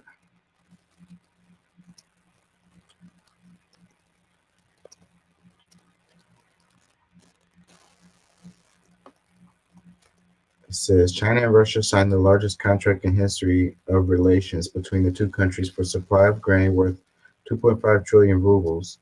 Under the contract, Russia will supply China with 70 million tons of grain, leguminous, and oilseed cargo. The agreement was concluded for 12 years. That's interesting. So this just came out. Let's see. It says, I remember there's a RAND paper about contained China, which suggests a sea blockade will starve China of food and raw material. Looks like the plan is in the trash bin now. It says, XD, is there any reason to trade with the US anymore? I think that's the point. Another one. These damn ads. It says, all the grain the Russians took illegally off Ukraine, trying to starve them like the communists did in the early 20th century. That grain? Another one. Oh, Allah, help and protect the people of Palestine. That's not on the same topic. Another one, it says, have anyone been to China? It's very advanced but very populated and they have limited access to land for farming. This is great for them. The start of the BRICS nation deals. China's pollution is so hectic, I doubt that anything can grow there naturally. Another one, it says, a good forward block against so-called criminal superpower. It says, USA is losing export-import war.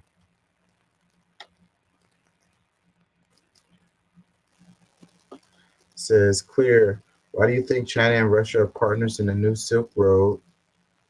According to official Chinese data, as of June 2023, the country has signed more than 200 corporations agreement with 152 countries with 32 international organizations. The BRI has surpassed 1 trillion in cumulative participation since its creation in 2013, according to the Green Finance and Development Center of Fudan University. While some leaders work and conclude long-term projects and other leaders support war projects, those leaders who support wars are the ones who do not take care of their countries or their citizens. Don't really know what she was talking about there.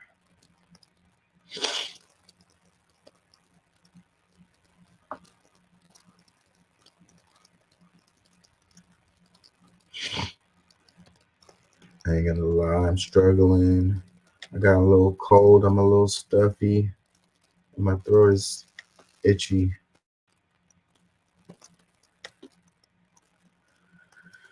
Let me see. Did I cover? There was something in here I wanted to get to before I go. What is it?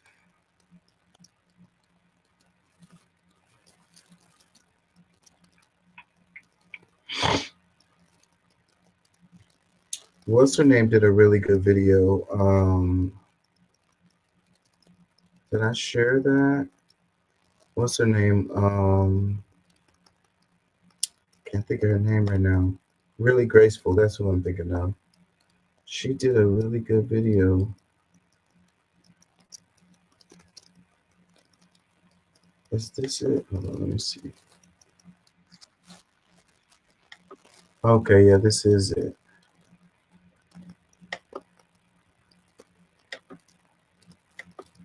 And I'm really surprised on her take on it because of the stuff that she says all the time. Like, but she's really good at researching, so she comes to her conclusions based on her research, regardless of where she stands on things. Very respectful. Respectable, rather. Kaleidoscope of color, you and I could be looking at the same sky and see totally different shades of blue. Reality is much the same, and the Israeli-Palestinian conflict, with its complex and winding history, is one of those reality breakdowns where people come away with drastically different reads of the room, based on their upbringing, religious affiliation, schooling, television habits. You know how it is. Only, much like COVID and even the war in Ukraine, we are being forced to choose a side. And it's not simply a selection, but a moral decree. An effective way to shatter the calm of the evening is to have an opposing opinion on this issue amongst good company. So today I'm going to give you a historical overview of the Israel and Palestine conflict that is seldom taught in school or even church to better help us navigate the barrage of violent imagery, harrowing headlines, and narratives meant to stir not only emotion, but serve as a call to action. Let's start with the basics. Judaism isn't Zionism. While Zionism is a political philosophy for a certain group of people, Judaism is a religion. Jewish ancestry is not a requirement for practicing Judaism. To be a Zionist, you don't have to be Jewish. The official definition of Zionism is a movement for originally the reestablishment and now the development and protection of a Jewish nation in what is now Israel. Zionism was established as a political organization in 1897. Basically, Zionists believe that according to the Torah, God made a covenant or a sacred agreement with the descendants of Abraham, Isaac, and Jacob, the patriarchs of Judaism. So in the Old Testament, as it's interpreted by Zionists, God basically acts as a real estate agent and promises Abraham and his descendants a specific land, often referred to as the Promised Land or the Land of Canaan. The land is described in various passages in the Bible, and it includes the territory that makes up modern-day Israel, as well as parts of surrounding areas. If you're new here, I'm from the Bible Belt of the United States, where Christian Zionism is widespread. Believing that Israel and the Jews are the chosen people and that Israel is the promised land for Jews is taught in church as a gateway to salvation and eternal life. Keep in mind that as Christians, we are also taught that the way to eternal life and salvation is through Christ, whom religious Jews reject, and they also reject the idea of hell or eternal damnation. And I just want to remind Christians who might be watching that everything changed with the New Testament, which is why Christians are taught from both the Old and New Testament. Remember, Jesus rolled up, started performing miracles, flipping over tables of money changers, and said it doesn't matter who you are, how much money you got, who your daddy is. As long as you walk with Christ, you're chosen for eternal salvation. And this changed everything. It gave everyday people hope and put them on an even playing field. Jewish point of view, or we don't believe in the divinity of Christ. I think that there you can make an argument that the Gospels, which were written, He was just a prophet, and right? No, we don't even believe he was a prophet. What do you think he was? What do you guys think? I mean, what do I think he was historically? I think he was a Jew who tried to lead a revolt against the Romans and got killed for his trouble. Wow. That's heavy coming from what's his name? Ben Shapiro.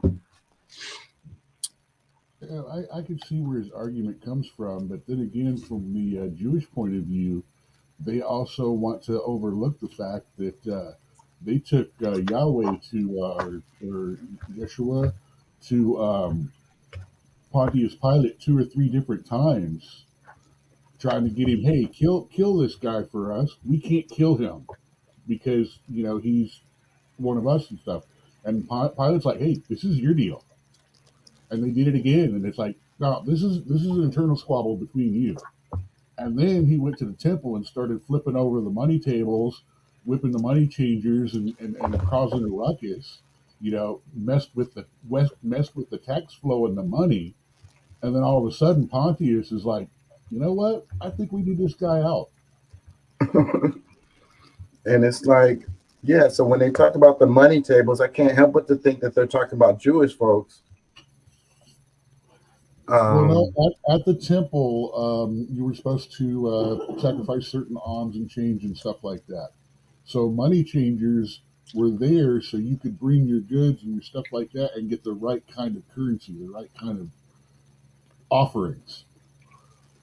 So when he went in there and he started flipping those tables over, he started messing with the Romans' tax flows.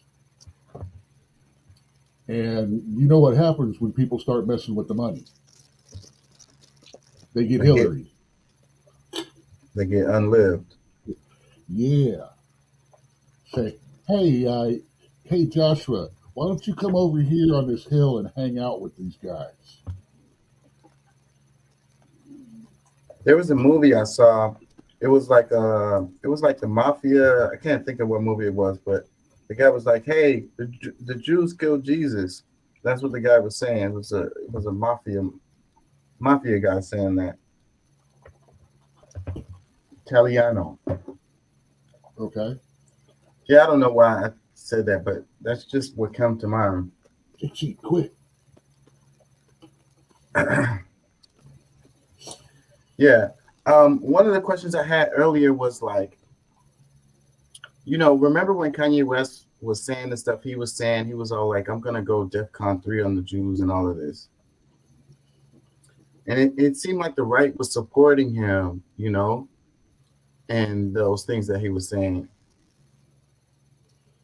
I don't remember anyone really supporting what he was saying, but back then,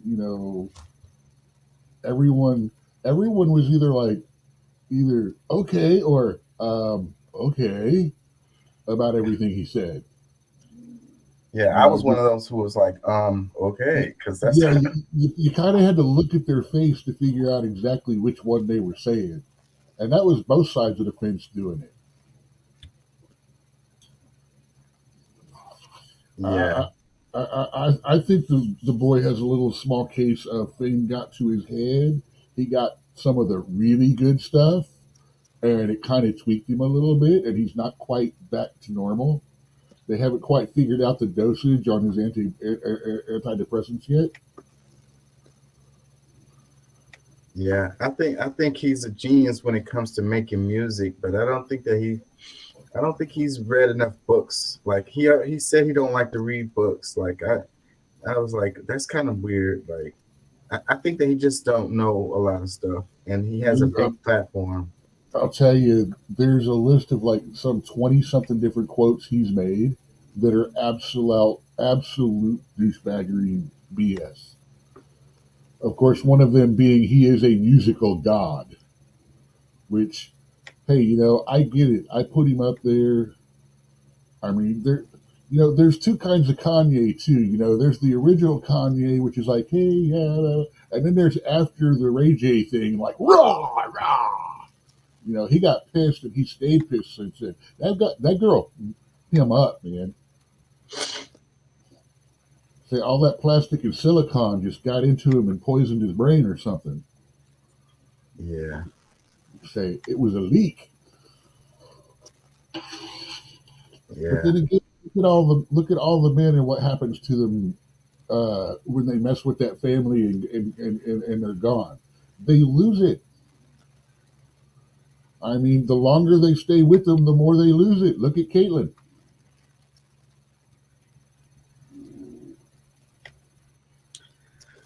I might come back to this video because I've been covering that stuff a lot, and it's really just kind of making my head hurt. And I'm trying to stay away from it because it's hard to explain to someone how they can be right and wrong at the same time. It can absolutely be right and wrong at the same time. I agree with you. And I need some clips from my reels. So let me do this one right quick. So I want to cover a few stories so I can have some clips before I get out of here.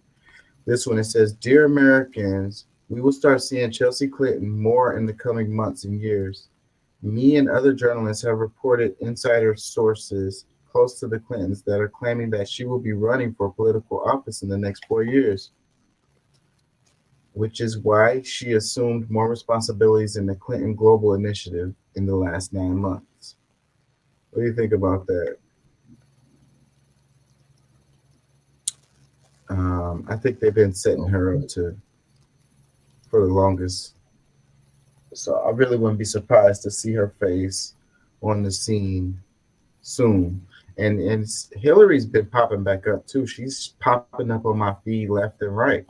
I would be willing to give her a chance. Yeah. Run for Congress, run for Senate, see what she does, stand back and see what she does. I mean, you got to realize, back in the day, she was not fair game. She was a minor, she was a kid. She deliberately stepped away from the political side of stuff to do her school and to do her things like that. You could practically see the look on her face. Every time she was at a public function, you could tell she was drug out there and forced to do it. And she backed away. You know, she was like Barron Trump. And that's probably what they did. They want to like separate her from the whole thing, so that she could come back. So they've been kind of like probably grooming her, getting her ready to go, you know. But they made sure that there was separation. I would discourage you from using that particular word. What was I saying? Grooming? Oh, especially with that photo right there. Yeah, so this photo, it says, I saw this earlier in the past, and then it's got a little, that's Ghislaine Maxwell right there. Ghislaine Maxwell, yes. Clinton used the plane a few times. Yeah. They were friends. And I'm not saying that a lot of these people went over there and partook. And there's a lot of people whose names were on there one time. It's like, yeah, I get to go to this, rub elbows with everybody. They get there. It's like, oh, yeah, I'm not coming back. Yeah, just because they were on the plane doesn't necessarily mean that they were involved in some of the debauchery, I would say. I mean, and even then, a lot of that, I'm sure, was kept hidden, except to the elite of the invitees. I mean, it's easy to shut off a section of a mansion on a private island or a building or two on a private island. You know, it's really easy to do that, to where there's always, you know, it's like those college parties. There's always rumor about really weird, freaky stuff going on, but you don't really see it. So is it really going on? Do you really know? I mean, we know that stuff went on and stuff like that now, but at the time, the people going to it, I don't think they were all, you know, aware of what's going on. And I'll bet you most of them nowadays would be like, yeah, I am not getting on that plane, even if you pay me. At this point. Say, I'll take my private one. Let me read some tweet replies. It says, Chelsea Clinton in politics is like the Clintons are trying to create a royal dynasty in the U.S., but America didn't want Hillary. Why would they want her 2.0? That's the wrong attitude. That's dismissing Chelsea. Chelsea grew up in that environment. I actually think she might be able to do better than her mother. Matter of fact, I think part of the reason she's running is because she wants to do different from her mom. And she's got the chance during this last few years to be able to pick up the people from her mom, because Hillary's done. Yeah. She's out.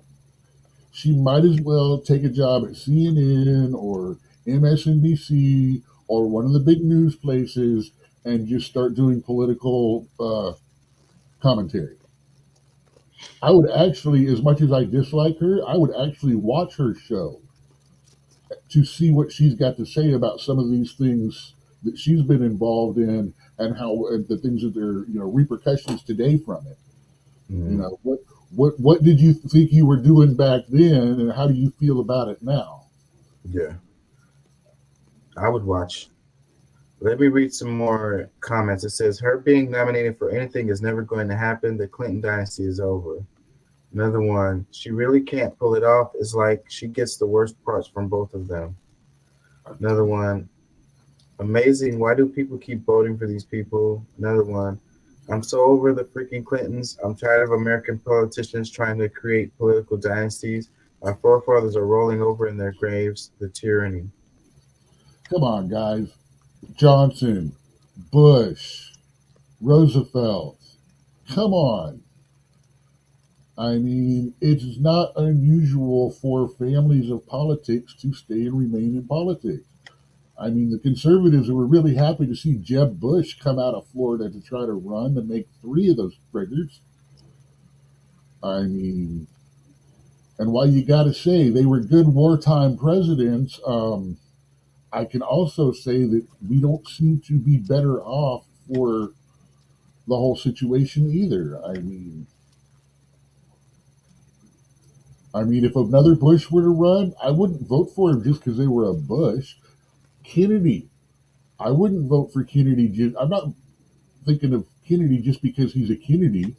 I mean, yeah, that brought him to my attention, but that's not all he is Kennedy. What is it now? 4.0. I mean, I don't consider him that. I mean, though he does seem to be kind of a libertarian version of John. Let's do this one. It says, I will never be able to afford a house. How did my parents have 3 children, a 4-bedroom house, and 2 vehicles, and only my dad worked? I am being completely radicalized by the rental market. My children will never be able to have the life I live because I cannot afford to do it. Let's play some of this. Listen to me. Listen to me. I will never be able to afford a house. I will never be able to afford a house. Home prices are rising nationwide as inflation remains stubborn and mortgage rates remain high as Americans compete for fewer available homes. Home prices in March were up 0.4% compared to February. Now that's the second month in a row that we have seen gains. My parents' house that is $195,000 back in '96 is now worth like $500,000 to $700,000. My children will never be able to have the life I live because I can't afford to do it. I don't think any of us thought when we were growing up that owning a home would be a luxury. Like maybe we thought it would be a bit difficult, but not like a luxury that basically only the rich will be able to afford. No one that works a full-time job should be facing homelessness. And that's what my family is facing right now. Being completely radicalized by the rental housing market right now, I cannot believe that you can pay over $300 in non-refundable fees just to apply for an apartment. A big part of the reason why social life here in America is getting more and more difficult has to do with the fact that nobody can afford decent housing. Everybody in America kind of knows, like, it's over.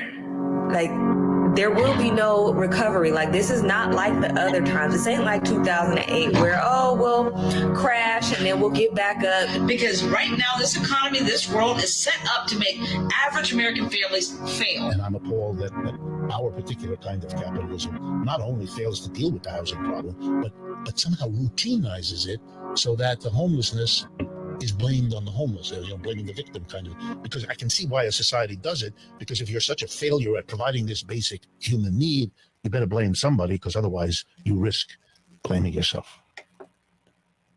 Well, they're not going to blame themselves. They're not going to blame their policies. And that comment that they said that it's like it's over, the recovery isn't going to happen. I think the new normal is what they kept saying after COVID happened. And I think that's what it is. You know, the funny thing is, you want to know what 99% of the biggest problem is with getting a new home these days?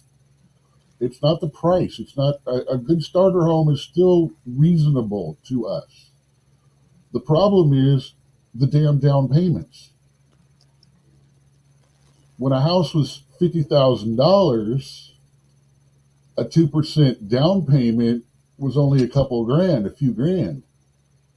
Nowadays, you're looking at 10 times that for a down payment because they don't want a 2% down payment anymore. They want a 5 or 10. It's like a car note more than a house note nowadays. And they want that big chunk right up front. And that's what stops a lot of people, especially if you run through that video and look real close at the one chick with the $70 nails the one chick with the frosted tips, the jewelry they're wearing. Look at all of the choices they've made to look the way they do and to show everyone how good they're doing, but not actually setting back money for the real deal, for what they need, for what they want to do. I mean, a lot of what's going on today, and I'm not going to say it's 100% at all. It's the market, but 30%, at least 40% or more of the people that are having the most problems with this have a huge car note because they bought a brand new car. They're going out 3 to 5 times a week. You know how quick those $100 bar tabs add up when you're going out a couple times a week. They've already proven Starbucks alone is $1,500 a year easy. I mean, the priorities have changed for people. People are spending more on themselves, on immediate gratification and pleasure than they were before. All these little subscription fees. Oh, well, I save money. I pulled the plug on cable. Yeah, dude, but instead of an $80 cable bill, now you've got $130 in monthly fees for every single freaking channel out there. The newest iPhone every couple of years, meaning $30, $40 a month on your thing every time. Add Pandora to that, there's another 10. Add Spotify, there's another 5. There's $50, $80 on your streaming service. There's a couple of $100 right there. I mean, I started counting all this up and doing this because, I just got the car and I had to sit there and go, where is my money? I know I'm making more than this. And that's where it goes. I mean, you gotta, 2 visits to McDonald's in a week because you just want to get something real quick is $20. $20, I can make 3 meals out of that easy with leftovers. I mean, and I'm not saying pinching pennies is going to change the world and make you able to buy a $500,000 house that was $100,000 10 years ago. But when you're looking at that starter house, that $100,000, $120,000, $150,000 house, which is the ones you should be looking at, little two bedroom house, nothing big. But people are looking at, I want the 5-bedroom, 2 bath and a half bath on the ocean front with my own garage and the 3-car garage, and all this. It's like, yeah, because you are making unreal expectations from the beginning. Yeah, but like you said, man, that $15K or $20K that you're going to need for that down payment, like I couldn't, right now in my situations, I can't imagine saving up $15K or $20K. Like I can't even see how that would even happen. I had to, and this is the worst decision, and people are going to come back at me at this, I know. I put my $2,000 down payment for my car on credit cards. But you know what? That $2,000, I allocated a certain amount a month to credit cards and car. My allocation for those is less than my total bills.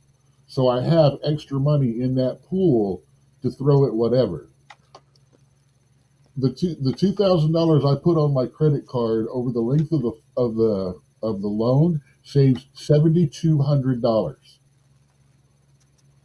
and drop my payment $100 a month. So, yeah, the down payments, they're important. They really, really are a big important thing. But like you said, who's going to be able to save up $12,000 in this economy right now? If you're lucky and you know how to pinch, if you save up a couple of $2-3 grand a year, you're doing better than almost everybody I know. And that will still take you what, 10 years, 15 years to get to the point where you can make that down payment? Yeah, you're looking at ten to $20,000 is what they want down. It's like the cost of my car cost me 20 grand. It's like buying that car up front. Yeah. And that's just to get in the door. Yeah. And now you owe a couple of $100 a month in taxes on top of that, or say $1,200-$1,400 in taxes. When you count that out, that's $125 to $200 a month. Or the Besides your government mortgage. and the government will take your house back quick. You can work with the bank, you can't work with the government. Yeah. Let me read some tweet replies. It says, houses were much smaller and didn't have AC. A lot of cars were manual transmissions and way less loaded. My first car only had heat and a radio. People did most of their own cooking, took fewer and cheaper vacations, and owned less material things. I could go on.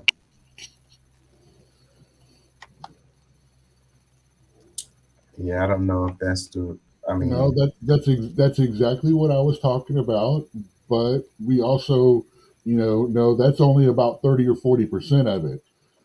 The other big chunk, the majority, way over half of the problem is the fixed freaking market. It's foreign countries and corporations coming up in and buying family housing and paying high for it, which helps the individual sellers, but then they buy those. It's not families that are buying these jacked up rates. And if they do, that means 5 or 10 years from now, they're still, after paying rent for 5 years, they're still not going to have any equity in their house because the value's gone down now. Mhm. They still actually owe more in interest than they do on the house. Upside down. Let me read a couple more tweet replies. It says, things will not change until the government stops printing dollars and bailing business out every time they make a bad bet and lose it all. Socialism for the rich and capitalism for the working class. Another one, don't dismiss these people as whining millennials. What they're saying is true, even for the fortunate people with good paying jobs. Housing costs has gotten completely out of hand, and I fear we'll have to follow the European model of huge apartment buildings subsidized by the government. This is what apartments look like in Russia. I was there for World Cup. They're huge, ugly, subsidized, and everywhere. Yeah, they call those the projects. And projects are a hotbed of theft, crime, violence. I mean, for some reason or another, you put a bunch of poor people together, and instead of trying to help each other out of the hole, they all turn on each other and start stealing from each other. Mm-hmm.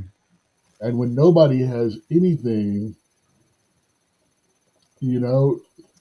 what is left to steal? Lives. I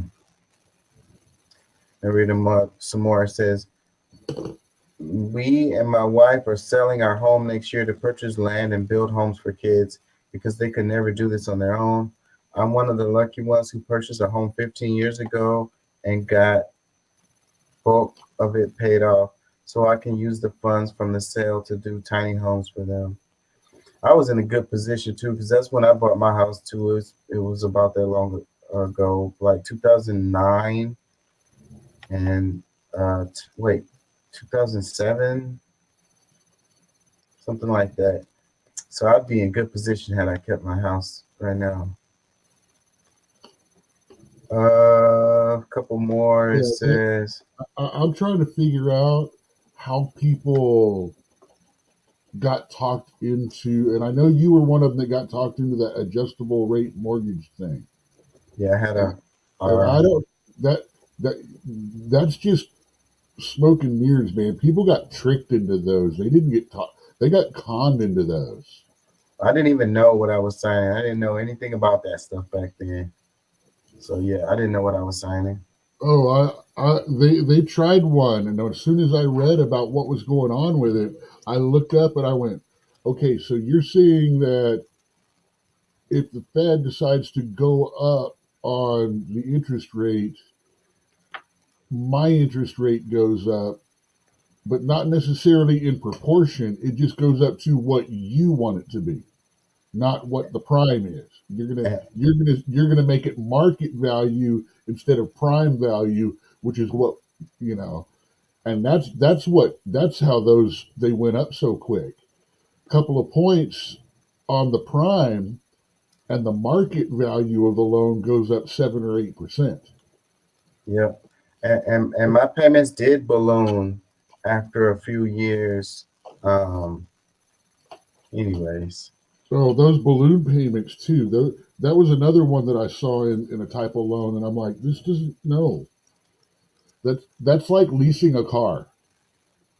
You know, you pay $400 a month for it for 12 months, but at the end of it, you got to pay like $12,000 at once. Oh yeah, and if you turn it back in, you have to pay $1 a mile or something for every mile over what we considered this if you're going to lease another car. Oh yeah, we want $6,000 for you to lease the next car too. That's crazy. Crazy. Let me read a couple more. It says, where did I stop? It says, it's been a ploy all along, get women into the workforce and double the cost of living. Now you have to have 2 incomes just to pay the bills. Meanwhile, the kids are being raised, indoctrinated by the state instead of a parent. Another one, it says, the economy is hurting Americans. This woman can still buy a home in a couple of years. She will have to find a way to increase her income. She needs to get more schooling or get creative in making more money. This one, it says, we have boomers to thank for this, all of it. It's a meme right here. So the picture, it says, we will make a better world for our children than the next generation. We'll make a better world for our children, the next generation. Fuck you, entitled brats. So I guess that's the same. Oh, it's the same couple supposedly, but once they get older, they're like, screw y'all. Another comment and tweet reply says, because wages have not risen since 1973 when inflation is factored in. Another one, how did my parents have 3 children in a 4-bedroom house and 2 vehicles and only my dad worked? Your dad did not have a Netflix account. Your dad did not have a mobile phone plan. Your dad did not spend his money online buying stuff on eBay and Amazon. It says, your dad go out for smashed AV and latte every day. The world was far less greedy and far more reasonable place when your dad bought his house and he knew how to make sacrifices to save money. I think those comments right there is a cop-out because, like, I mean, that's true. That's exactly what I just said, though. Yeah, it's true to a certain extent, but we use our discretionary. I didn't list things like that, but that's exactly what I'm talking about. That is a list of optional. Now, I don't consider a mobile phone in this day and age optional. That's $50 a month that's coming out your ass. I mean, you gotta have it. You gotta have it because literally you can do anything from it nowadays. It is no longer just a little phone. You know, back in the days when it was just a phone and, you know, you had to hit 82 numbers to say hello and stuff like that, I could see it. But now you've got a movie theater, a TV, computer, internet, email, phone, entertainment device, handheld personal game. I mean, it is all the things that we used to pay thousands of dollars for in the palm of your hand. And if you're not a lazy fucker, you can use it to find a damn job. I mean, real is real. As long as you got a phone, you have a way to start making money. May not be a lot, but, you know, homeless people can get free phone and internet like that. A lot of places. Heck, if you're a woman and you can't afford it, just go to any shelter or something like that and go, I'm afraid and I need a phone that can, call stuff. And they will just give you a phone. Just a cheap little phone to have so you can have something to call if you need an emergency. Which, by the way, I don't know if you mentioned this or anything about all the people suffering from domestic violence that had their phones found. The prison, oh yeah, we did. We mentioned it last week about the prisoners getting their phones found. Yeah. The cheaters getting their phones. Man, that test messed up a whole lot of people. I was actually looking forward to seeing news reports on some of that, like Black Friday. Well, there was a riot in Chicago this morning when, women found man's, burner phone with all his girlfriend's numbers. Because that happened. Yeah. I'm trying to see something else to cover that's not this, but all of it is this. Yeah, see, I'm trying to look up what the hell is going on while all of this is happening. And they are literally looping everything back to it. So that makes me think there's some stuff going on in Congress or something somewhere in America that they're drowning out. Oh, speaking of drowning out, when I refreshed my Facebook after seeing it first, I needed to do a couple of things before I came over on. When I pulled Facebook back up, I couldn't find your podcast announcement that went on Facebook. So I think they're still dropping. I still think they're pushing you down a little bit. At least your broadcasts. Yeah, I'm not surprised. And that's why I was trying to be careful on what I showed too, because with all the stuff with the bombing and then the bodies, all of that stuff, I'm making sure that didn't pop up on my screen.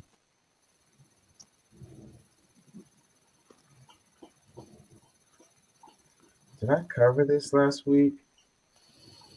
Arkansas becomes the first state in the nation to force Chinese state-owned company to give up its American land. Did I cover this? Damn it, I can't remember. I know I talked about it. I'm announcing that Syngenta, a Chinese state-owned agrochemical company, must give up its land holdings in Arkansas. Syngenta owns 160 acres in northeast Arkansas, which it uses primarily for seed research. The company that owns Syngenta, Chem China, is also on the Department of Defense's list of Chinese military companies posing a clear threat to our state. Seeds are technology. Chinese state-owned corporations filter that technology. Yeah, I think I played this.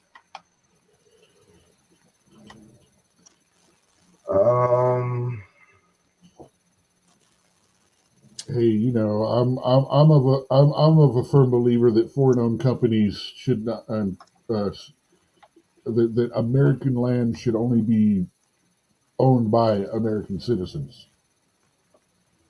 Yeah. But that's me being xenophobic and stuff. So. Yeah, America first. This one, it says, Scott, Democrats knew what they were doing when they took McCarthy out of the speakership. Keller, they didn't take him out. Scott, sure they did. Keller, you guys are in the majority. McCarthy was never in a hole this deep. I'm sorry? McCarthy was never in a hole this deep. But Speaker McCarthy was elected, and he was the Speaker of the House. He was the largest Republican fundraiser ever for us as House Republicans. I mean, the Democrats knew what they were doing when they put up 208 votes to take him out of the speakership. And that's what created the current situation that we're in. So then we They had a didn't- conference meeting. They didn't take him out of the speakership. I mean, you guys are Sure the they did. majority. But But- you guys are the majority, right? 96% of the votes came from Democrats, though, Brianna. I mean, just factually speaking, there were only 8 Republicans and there were 208 Democrats. I mean, 208 Democrats. But sir, who's in the voted. majority? Well, the Democrats were the majority of that vote, and when we have No, a very who's in small the margin, majority in the House of Representatives? the Republicans are in the majority, but the Democrats provided the majority of the votes to take Kevin McCarthy out of the speakership. In fact, they But provided Republicans- 96% of the votes. Republicans provided the key votes. They're in the majority. They can provide enough votes, obviously, to put a Republican speaker. It The was Democrats it was provided 8 96% of the votes. votes. 208 Democrats voted to remove the Republican Speaker of the House. 8 Republicans voted to remove the Republican Speaker of the House. So 96% of the votes came from Democrats to remove the Republican Speaker of the House. I will They say, I removed find the it. largest fundraiser that we've ever It's some- had. She's repeating some interesting- herself, and no some offense, interesting verbal he's actually gymnastics, I will right give you about that, what's going But I on. want to talk about the future here. What do you mean gymnastics? I'm just talking about the facts. 208 Democrats voted. There were the vast majority of the vote to take Kevin McCarthy out of the speakership. Well, I'm talking about how it works, and that. Yeah, but why? So that means that some Republicans didn't vote, right? For that in that round or something like that. I remember that too. I remember it being because I remember looking at the numbers, and it was the Democrats that put them over the top. So, but why was I it? mean, because you've got a group of people. Maybe some of them didn't like him. Maybe someone goes, I won't vote against you, but I'm not going to vote for you. So that removes them from rather than having to have that vote be there, that is subtracted from the total number needed. Oh yeah, I remember now. It was because the Democrats were uniform and they all voted together in a block, like. Right. I mean, like you said, 96% of 8 Republicans voted to take him out. So that's mostly a Democratic thing, a Democrat thing. But at the same time, it shows that there's not unity amongst the Republicans for the guy. And I'm sure there's reasons for that too. Yeah. The question is, what's the repercussion going to be to those 8 Republicans that didn't want him in there? Yeah. Are they going to get punished by the party? And they can't get Jim Jordan. That's who was going to be the other guy because Scalise dropped out. He said he didn't want to be it. And they can't seem to get enough votes to get Jim Jordan in there. And I said that I wouldn't be surprised if it ends up being McCarthy again as a majority leader.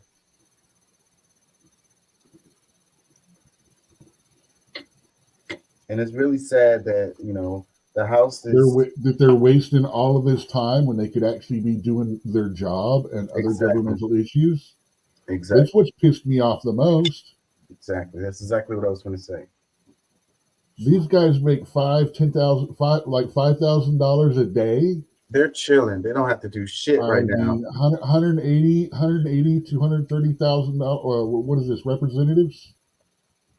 The House? Yeah, this is the House Representatives. Yeah. Okay, so what? $180,000 a year. All right, so that's what? That's $15,000 a month. They only go in session for a couple of months out of the year, and then they break that down. That's $500 a day. So they're making, I think that's right, somewhere around there. So we'll just say 500 for number's sake. So this week they wasted $3,500 times what? 480 people or 460 people. That's how much money our government has wasted on this crap. While we're still trying to get some money and things fixed over in Hawaii, we got hurricane season starting now, so we need to get FEMA funds back and some more funds, because you're not going to tell us we're going to float by and not get hit once or twice during the season. Somebody is. I mean, meanwhile, like I say, they're wasting time doing that and sending all of our money over to foreign wars that seriously we don't have a part in.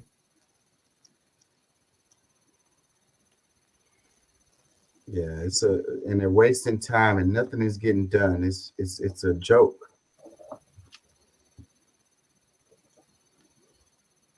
I mean, we need to get 100,000 grandmas from across the nation to come in and scold them like grandmas do. Maybe throw some shoes. Get these people's attention. You need to get your jobs done, boy. You know what I mean. Unleash the grannies of the nation on them. Put them in their place. Oh wait, I forgot. There's 2 or 3 grannies actually on their team. The whole damn Congress is grannies and grandpas. Let's do this right quick. It says, on this day in 1859, Dangerfield Newby died in Virginia. So it's October 18th. He was a member of the John Brown Raiders.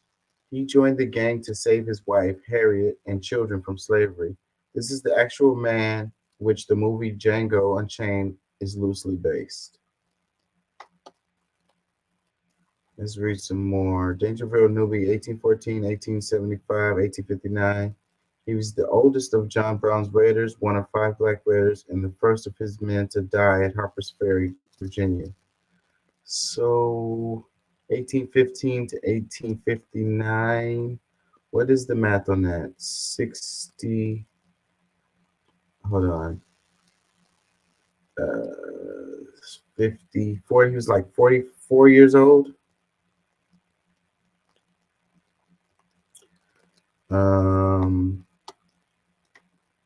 It says born into slavery. How long is this? Born into slavery, Fauquier County, Virginia, Newby married a woman also enslaved. Newby's father was Henry Newby, a landowner in Fauquier County. His mother was Elsie Newby, who was a slave owned not by Henry but by a neighbor, John Fox. Elsie and Henry lived together for many years and had several children. Although interracial marriage was illegal in Virginia, Dangerfield was their first child. Dangerfield Newby, his mother, and his siblings were later freed by his father when he moved them across the Ohio River into Bridgeport, Ohio. John Fox, who died in 1859, apparently did not attempt to retrieve Elsie Dangerfield or any of his siblings. Dangerfield's wife and their 7 children remained in bondage. A letter found on his body revealed some of the motivation for joining John Brown in the raid on Harper's Ferry.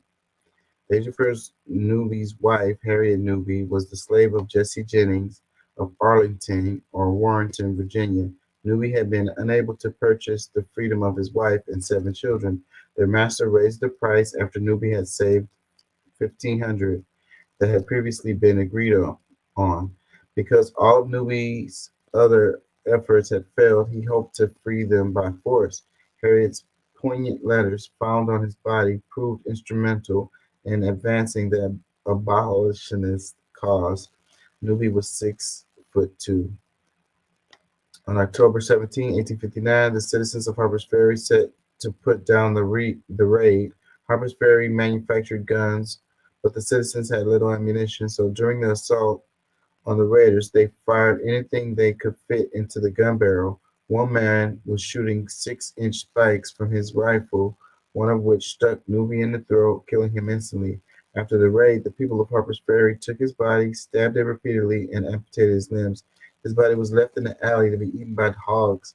In 1899, the remains of Newby's plus remains of 9 other raiders were reburied in common grave near the body of John Brown in North Elba, New York. Dangerfield Newby's wife, Harriet, and her children were sold to Louisiana slave owner after the raid. Wow. So this is the guy that they did the movie Django from. Interesting. So he was an interracial kid. His dad was a slave master.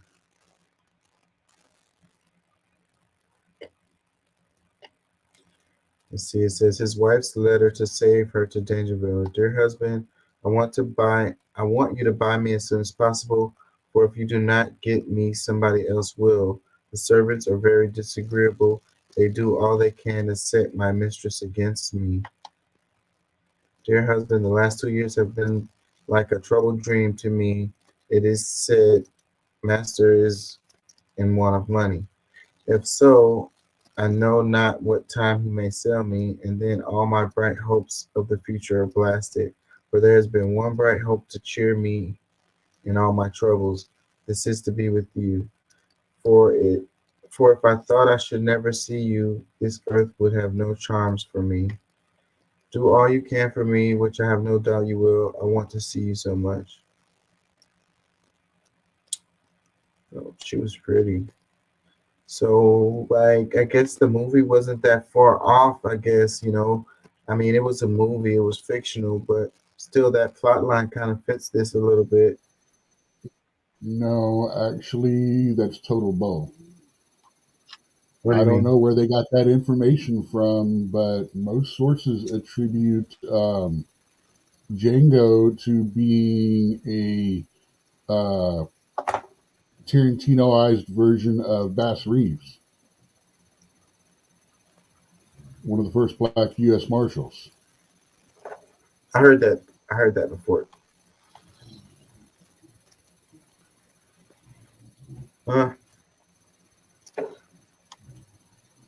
Yeah. Well, I don't know. It is not now saying that. I like what I was seeing about that guy. I like to learn nerds. I've never heard of him before. But, you know, I would like, with the revelation of things like that comes with the why most people would argue and dismiss everything about him simply because he was attributed to a character, and well, that's not really what the characters. Then I don't need to bother with this. Yeah, you know. But So that's why accuracy is important in not claiming stuff like that, because when you claim stuff like that, from that point on, everything you say is questionable. You know, and it won't be listened to with an ear toward belief and learning. It's going to be listened to find every other little mistake you make along the way. Yeah. Yeah, I played a post earlier where it was like people love to correct people, so that's how you get good information on the internet, is by, you know, putting something wrong so somebody can come in. Yeah, if you want to know the answer to something on the internet, you can go, hey, could someone give me the answer? It might take a day or two. If you put, well, I heard so-and-so and make the wrong statement, you will be lucky to go 2 minutes before somebody tells you exactly what's going on. I mean, before you can learn the truth about it. And within 10 minutes, you've got 18 different versions of the truth, and you can compare them and figure out which one's right. You actually have enough to do research. You've actually got your research done on it. Yeah, I saw a meme that was explaining that, and that, you know, so I learned something today, definitely. So I'll be putting that into practice in the future. This is why it's good to have backup accounts and things, because that way you can say stupid things and it doesn't pop up under your known account name. Yeah, that's the same thing they said in the meme. They said the exact same thing. I used a burner account to go back and, because they posted a question and then they went and with a burner account and did the answer completely wrong so that they could get the right answer. That's interesting. I'm just barely learning how to kind of motivate Reddit. I've been on Reddit and trying to learn how to navigate that. So, but I don't have any like burner accounts on none of my stuff. Oh, you got to have 3 nowadays. You need one for right wing opinions, one for left wing opinions, and one for middle or neutral. And then if you're smart, you've got another one just for pop culture and things like that. Because if you look up movies and all that stuff on the same one as the others, it's going to start really throwing off your political algorithm. I mean, they will really throw you into a rabbit hole of an echo chamber if you make sure you do your searches right and you don't cross them. Every now and then, I've got to look up something from a right-wing point of view on the left one or a left-wing point of view on the right one, because if not, it starts getting really off, really, really off. I mean, you start getting these the angry, crazy, upset people. I mean, it doesn't matter what. If it's said or done by a conservative, it's going to be evil. It's going to be horrible. It's if it's done by a liberal, it's going to be psychotic. It's going to be immoral. And they're just completely convinced of this. And if you try to go, dude, it's like, you do realize they're human. No, they're not. And then they go all over the reasons why the other side, whichever side you're on that time, they can't possibly be human. And I'm like, now we're actually becoming to that point. And this happened during the pandemic. We're getting to the point where they are dehumanizing the other side so much that empathy is out the window. This famed empathy which everyone wants, which I think is horrible. Sympathy and understanding is what we need. We don't need empathy, because all empathy does is make sure everybody suffers the same. Because you put 100 people that feel, or 99 people in a room that feel good and they're all having a good time, and one person in there that's got a negative thing going, and that one person will end up disrupting the energy of the entire room. So how are you ever going to be strong enough to stand up against that if you are on a page that just inundates with hate no matter what? That's all you see and all you hear from the beginning of the day to the end when you pop up your social media is, well, we hate this group. They're horrible. They're no good. They're evil. They're immoral. They're attacking the basic fundamentals of all of our world. They're going to be the downfall of democracy, And you notice 90% of the things that I just said, you see both on the far right and the far left. The exact same arguments, which tells me this is not an actual right or left problem. It's a conditioning problem that both sides have been made to think this way.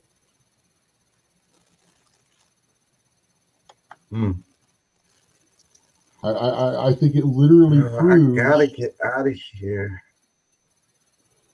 I think it literally proves that the right and the left are almost exactly the same, just coming from different points of view. Yeah, I think you're right about that. And that's kind of what I try to do here, is try to bridge that gap between the right and the left. I don't know how successful I am at it. It might be a hopeless thing to try to do. Hey, here's what I do my best. We need to do the best that we can and harm the least that we can. I mean, the whole idea of we can do better, but we have to do better in ways that, there's no such thing as a perfect solution. There will always be people, ideas, ideals, things that fall through the crack. Nothing is going to be perfect. We're not going to agree on everything, but we need to start finding what we can do, where we can do it, in ways that it makes things better, in ways that people are not hurt, people are not forced to do things. And that's the big thing about it. Free will, we have to respect free will, but we also have to understand, we have societal boundaries. And we need to try to recover people that are outside these societal boundaries and bring them within the boundaries again, rather than extend what we agree on as a society beyond those normals. And I'm not saying normal this, that. I'm saying normals as in mean, standard, humanity, all of that. I'm not saying that as a moral or mental or preference or any kind of levels like that. I'm just saying, do as thou wilt, and it harms none. Do as thou wilt. I mean, if you want to put a colander on your head and worship this great spaghetti monster, cool. That's neat. If you want to knock on my door and talk to me about him, not so cool. If you want to sit down at my table, or you want to come on to my feed and post and go, well, if you don't believe in the great spaghetti monster, then you are an evil, nasty person and should be condemned to have never be able to touch marinara or Alfredo again. Then we're going to have problems. Like I say, you can have a religion. It's fine. You can have a gun. It's fine. But you can't force your religion on me. You can't force your gun on me. And in no point should you use your gun to force religion on me.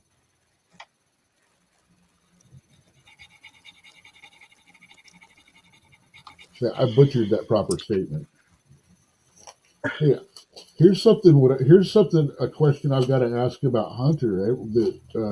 That's a thing that's falling through right now. We don't know what's going on with. They're all talking about how he was here and there and how he made all these monies from and for these companies. Here's what I would like to ask the companies. What was the service or value that he performed for your company to get paid for that? Shit. Probably information that he had access to. Well, that's what I'm saying. And when you're following the money, you don't just follow the money. You also try to figure out why the money changes hands. So that's my question in all this. I don't care about the laptop. I don't care about, the people. I don't care about the interference in the investigation and something like that. I want to know what service he performed or what value that he brought to that company and how he brought it to be worth those millions of dollars. I think that's a reasonable question. Yeah, well, they got a trial related to that, so I think some of that information is going to come out. I think the trial is what inspired me to ask the question. Because all they're talking about is the laptop and proof that he got paid and proof of corruption and all of that. It's like, forget all of that. I'm not worried about all of that. I want to know what he did. I want to know from the company, what did he do for you to justify those payments of those amounts, especially with his lack of knowledge and experience in the entire industry. Yeah. Some shadiness going on with that for sure. Let's do this right here. It says it happened just hours after HPD Chief Troy Fenner said there have been 40% fewer chases in the past 30 days. Police said the car suspect was driving was reported stolen out of Dallas. Let me play this. Policy implemented after a sergeant's mother was killed by a fleeing suspect last month. Chief Fenner told City Council that officers are initiating far fewer chases. Violent individuals commit crimes in those vehicles, drive-by shootings, everything. So we can't just totally abandon the pursuits, but we are working smarter. Now, Fenner went on to say there have been 40% fewer pursuits in the past 30 days since that policy went into effect. It started around 6:45 near the Westheimer exit on 59. According to HPD, they say they started chasing the driver because he was acting erratically and pointing a gun at people. The car, they say, was also reported stolen out of Dallas. During the chase, the suspect crashed into a woman's car. Thankfully, she was not hurt. Then he slammed into the pole. His car went up into flames, and officers had to break out the windows to rescue him. Police tell us he had a broken leg. Just hours before this happened, we got an update about HPD's new chase policy implemented after a sergeant's mother was killed by a fleeing suspect last month. Chief Finner told City Council that officers are initiating far fewer chases. Violent. Yeah, remember we talked about this in the show, and that's what I was saying, that they need to chase less, and it looks like that's what they're doing. Chase smarter. We got cameras, we got technology. We can, once they get that car pinged, we should be able to track that sucker pretty well. And then once they got the copter up, they should never have a problem.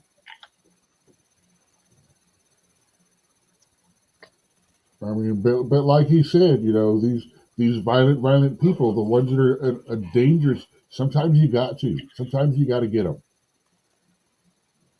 But, you know, the 18-year-old kid that jumped in a car that was running at a convenience store and takes off, that's not theft. That's not violence. That's a joyride. That's definitely jail time. They'll get him, but they don't have to chase him. You know, he's getting out of the way. All that. It's okay. Let him go. He didn't hurt anybody. He didn't shoot anybody. I saw one where they did a pit maneuver on a car that was smuggling immigrants across the southern border. They did a pit maneuver and the car flipped and rolled like 4 times or whatever. Nobody was seriously injured, but there was kids in the car. Did they know there were that many people in the car? Could they tell? They couldn't tell how many people were in there, but they knew that it was like a smuggler. So they may not. They may have thought it was drugs and not people. No, they knew it was human smuggling happening. Oh, then that's fucked up. And the guy, the person ran away from the police. So then they did a chase. Yeah, and I thought that was fucked up for them to flip the car like that. See, it is because, you know, 9 times out of 10, when they get caught like that, they stop and haul ass away. Yeah, that's exactly what they did. Well, no, I mean, they stop the vehicle and then they get out and run away. Oh, yeah. Okay. Because technically, with people, the priority is the large amount of people making sure the civilians are safe, not running down the bad guy. So technically, they're supposed to check on the people. So the bad, you know, the guys doing the smuggling of the people, they get away. They run off. They cross back over, do whatever. I mean, if they can get people out to cut them or get a canine, they track them. But you know, they generally can get away. Let's do this right quick. It's got Russian President Putin just flew tons of humanitarian aid from Russia to the people of Gaza. Well, it's got some music playing in it, so, but this didn't get any press. And I wonder about this too, because I have this other story here where it says they just, let me go to it. They just opened to let humanitarian aid in. Let's see, where is it? Right here. Rafah border crossing opens, allowing aid into Gaza. I saw some wonder pictures. if BlackRock is going to get the contract to help them rebuild.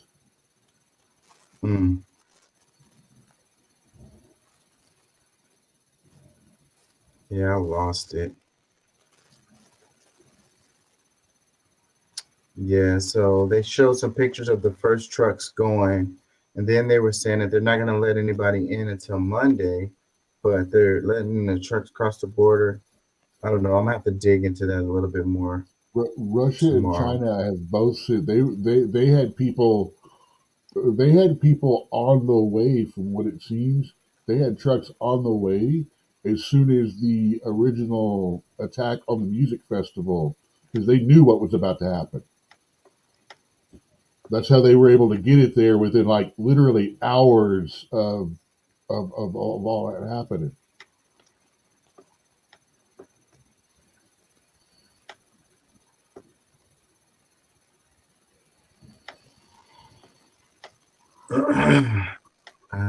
Oh man, I lost it. I wanted to do a couple more before I get out of here, but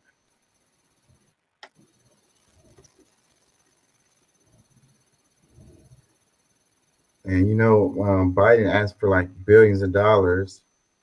They're probably gonna give it to him.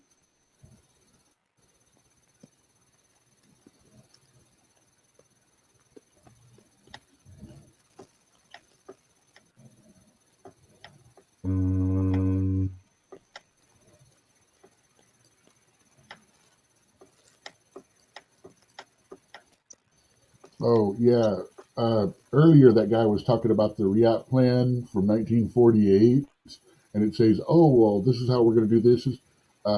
Just to let you know, for facts purposes, the RIAT plan was rejected by both sides.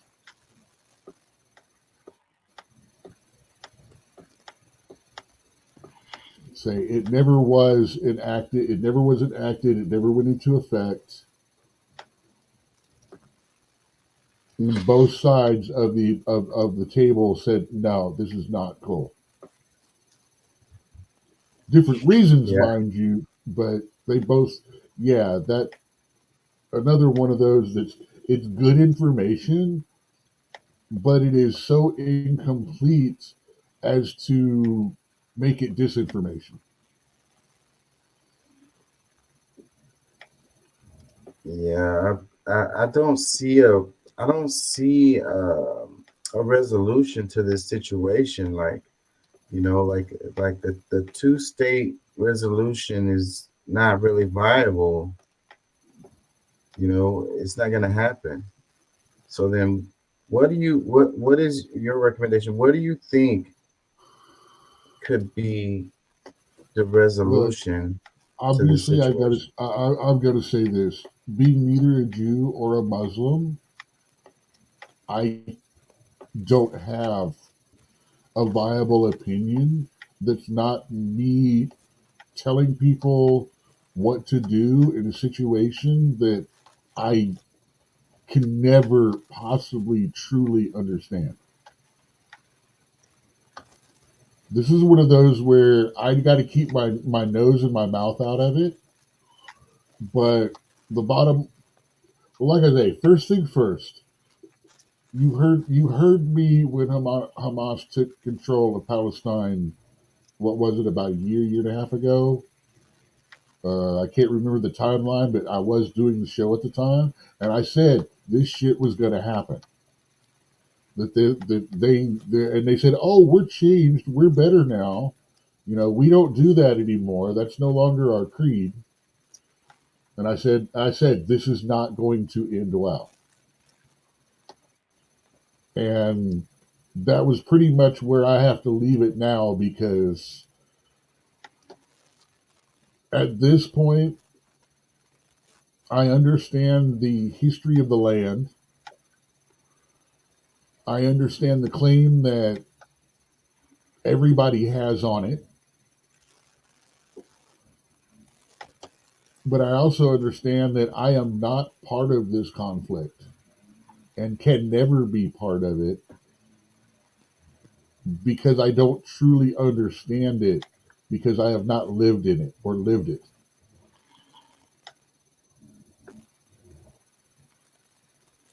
And I'm hoping people don't think that's a cop-out, because it's not.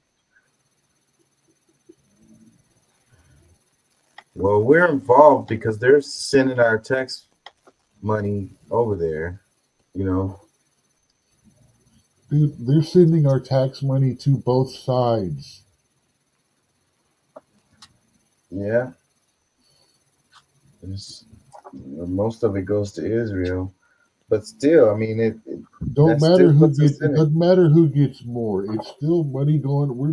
We are financing both sides of a conflict right now. Literally.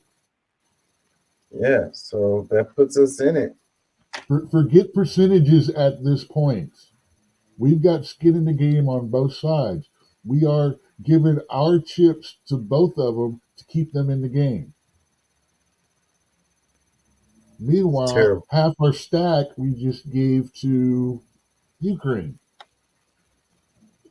And all this money we're giving them, truthfully, should be pulled out of the American system and deleted. All that digital money, it should be deleted.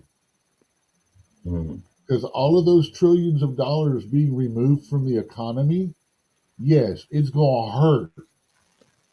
But do you realize that it will also strengthen the dollar to the point where things might actually start getting viable again?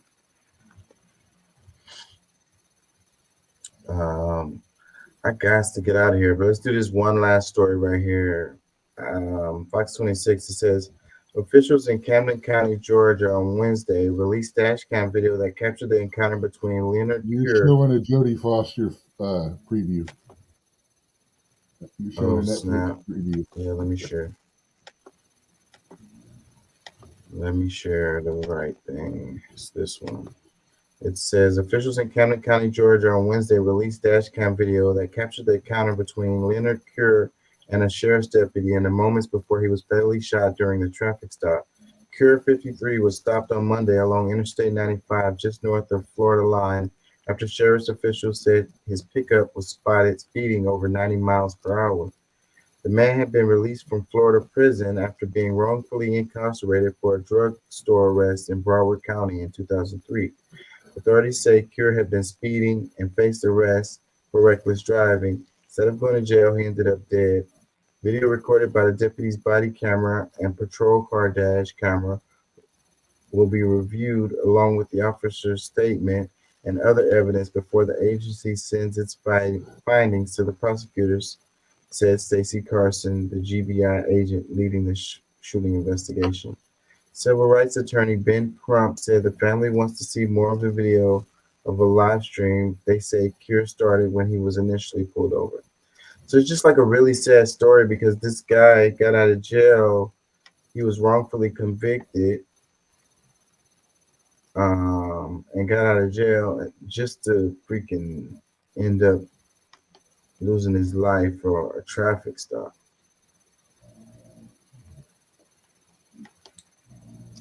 Yeah, so I don't. There's a clip in here from the video, but I don't want to play. It wasn't just the 20 years. Something bad happened to him while he was in there. Well, in the video, he was acting erratic, and he ended up with a physical struggle with the officer. Yeah. I think officer defended himself with his club and his taser first. Tried 2 non-lethal forms, but got shoved out. Was going to get shoved out into traffic, or almost got shoved out in traffic, and then pulled and fired.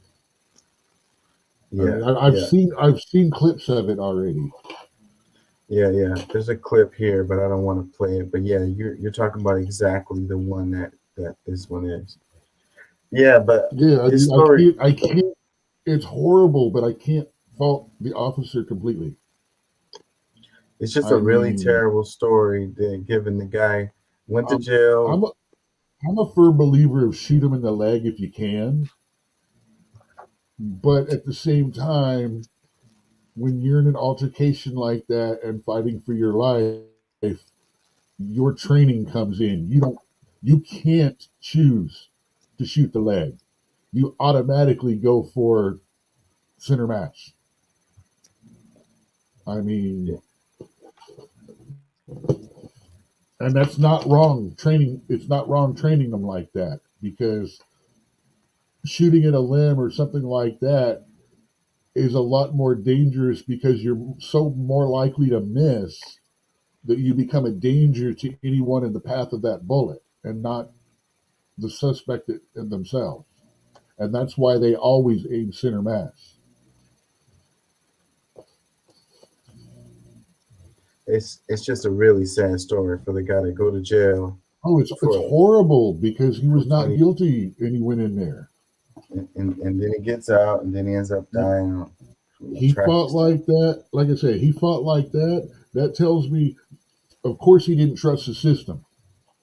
But it tells me that something bad happened to him that he wasn't willing to do a night in county. Yeah. Which is all that would have been. And just being in jail, like, probably, messed him up mentally, like really bad, That's why I'm thinking something bad happened to him in there beyond just being in jail.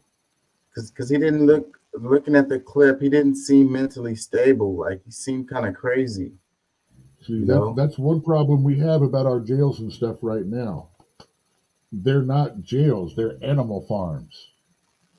They turn you into an animal. If you're a normal person going into one, you're not normal when you come out. They create more sociopaths than they rehabilitate. Yeah, especially if you've been in there 15, 20 years, like, God. And then you was in there for something you didn't do, so that had to mess with you mentally too. It's just a really, really, really sad story. Super unfortunate. Well, the only reason I mentioned something about the way it went down is because I don't want this to be seen as all cops bad kind of situation. Another black man, shot for driving while black or anything like that. This was bad. You don't do this. And that's a lot of something that's going around these days too. Everyone's all, the cops are violent, the cops are violent. It's like, have you seen some of these people when they get stopped, the way they talk to cops and act? It's like, holy crap, man. It's like you're wanting to be the next victim. It's like you do realize, yeah, your family, you don't get paid, your family gets paid. You become fertilizer. Yeah. Yeah. Really, really sad.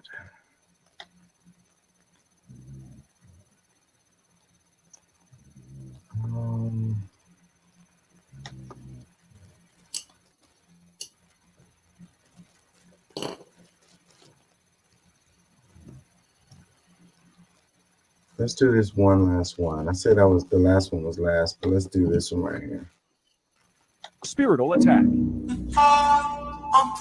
Female representation today is trash. Matter of fact, it's below trash. It is a dumpster fire that a bunch of hobos had a circle jerk over. Mainstream media and government give us extremes like Pearl, who is an Uncle Tom to all women, or Jada Pinkett Smith, who is literally the epitome of female narcissism. Where we do have intelligent women like Candace Owens, they only put their little puppet in front of our face where it furthers whatever agenda her sponsor is trying to promote. Cardi B literally took a dump on Instagram Live, and we laughed this indecency off. Kim K sucked her way to $1 billion bandwagon just so her and her plastic husband-hopping sisters could collectively make us feel physically inadequate. So we're perpetually chasing this bad bitch image, which, by the way, got every single one of them dumped, divorced, ditched, or cheated on national television for our viewing pleasure, by the way. And if that's not bad enough, you turn into the VMAs, where every female performer is reciting slut rap half naked,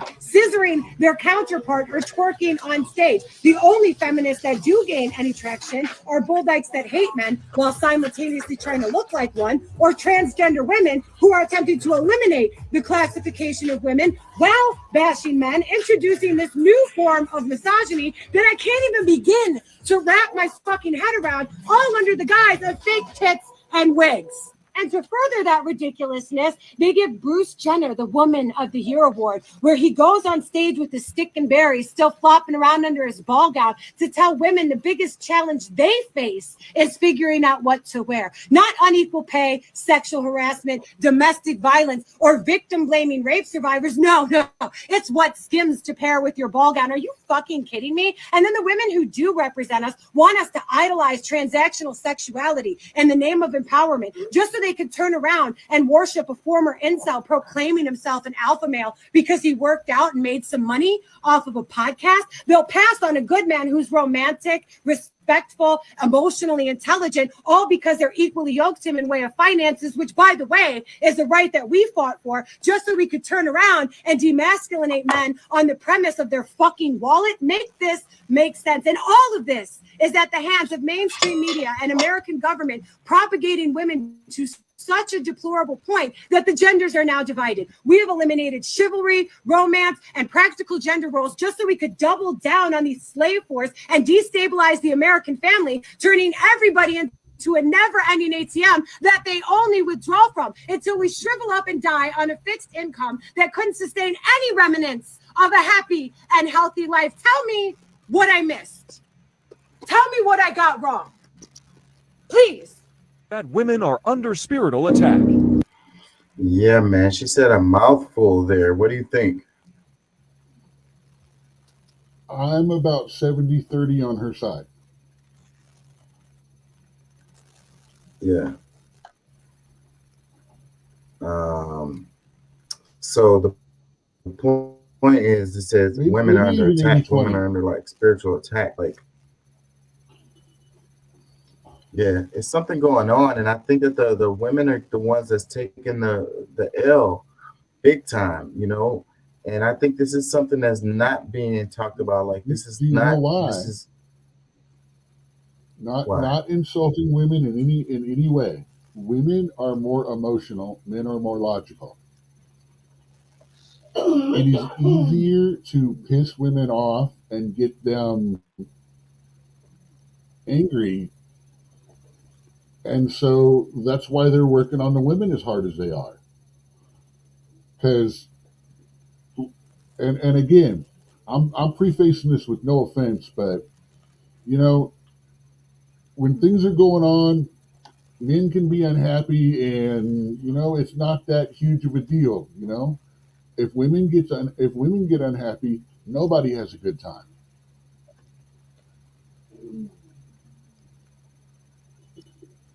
Sorry, and you know, you got not trying to be misogynistic, but you know, if a guy's unhappy, a lady can still have a good night.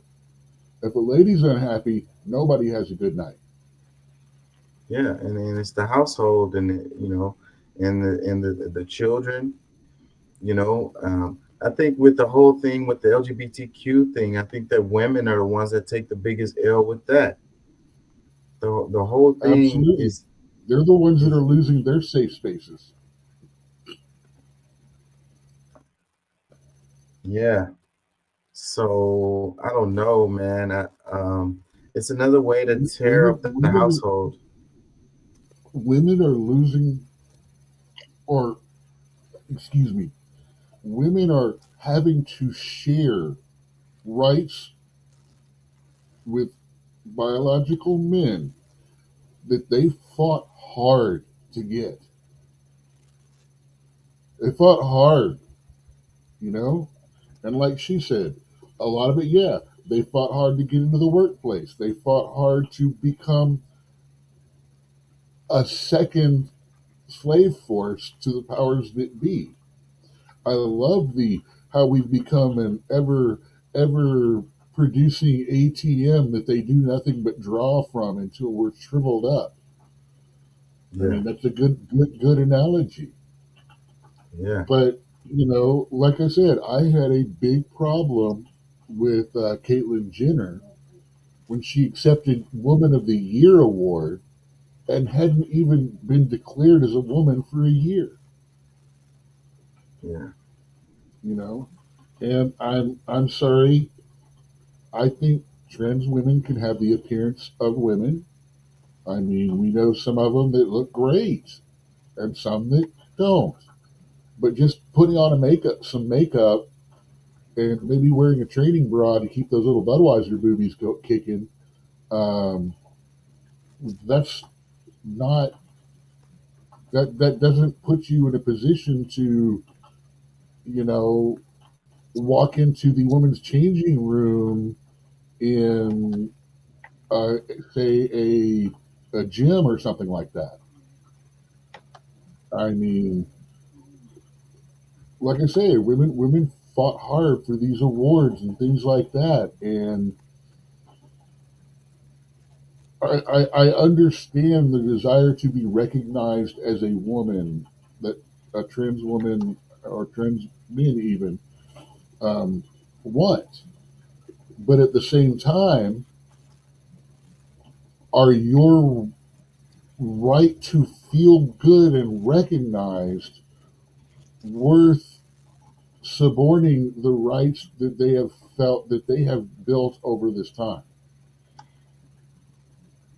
You know, I'm fully okay with the classification of a males, females, and other categories in sports.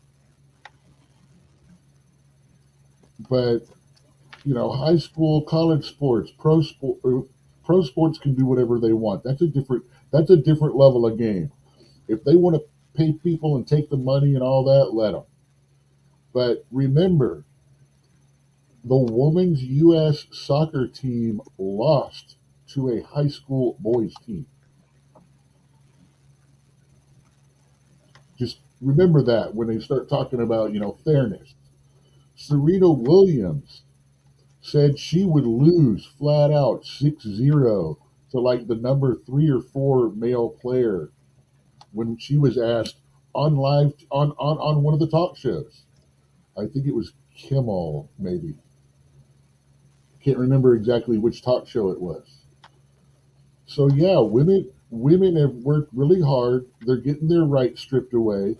They're being told that lesbian women are being told that if they don't like trans penis, that they're not real lesbians. And it's like, no, I thought the whole lesbian issue was that you don't like penis. I mean, like I say, it's a weird situation in this whole gender affirmation and all of that. I mean, it used to be okay to be a tomboy. Now, oh, are you sure you're not trans? Maybe you're feeling boyish. Oh, maybe you're trans. I mean, it's not even cool to be gay anymore. You know, oh, you're a feminine gay man. Oh, you must be trans then. It's like, no, I just like men and like taking it up to Waha, you know, so that's not necessarily trans. But that's the way they're pushing it. And they're saying, well, so many trans people are coming out because they're not afraid. It's like, no, they're coming out because it's accepted. And the main thing that people don't realize, the LPGT, the Alphabet Committee and all of that, they want to be accepted. That is the biggest part of the whole situation, is they want to be accepted. And if being accepted it's easier to declare yourself trans than gay, then what are they going to do? They're going to go for that acceptance. And then they're going to regret it later. I mean, because they weren't true to themselves. Sorry, this is one of the issues I follow a little bit. And it is emasculating women, taking their rights away, and demasculating men. It is a very big proponent, and unfortunately, saying that puts me very firmly in the conservative camp and pretty much unable to backpedal to liberal side of a lot of social issues. Well, I don't care what box it puts me in. I think it's a bunch of evil, demonic ass, freaking horrible society crushing shit. Like it's taking advantage of people. Destabilizing. Yes, destabilizing. It's taking advantage of their insecurities and using it to destabilize them mentally, make them unsure about themselves and their decisions, and then you reinforce that by creating an echo chamber of where you're welcomed all on this side. You're not questioned, you're not asked, you don't have to justify, you don't have to explain, you don't have to think, we'll just accept you as you are. All you have to do is vote with us. Now you're one of us. Yeah, man. I'm gonna have to leave it at that. I gotta get up in the morning, pull another double. But peace and love. Thank y'all for joining. Thank y'all for listening. Don't leave, Doc. I want to ask you a couple questions. All right, y'all. Peace and love.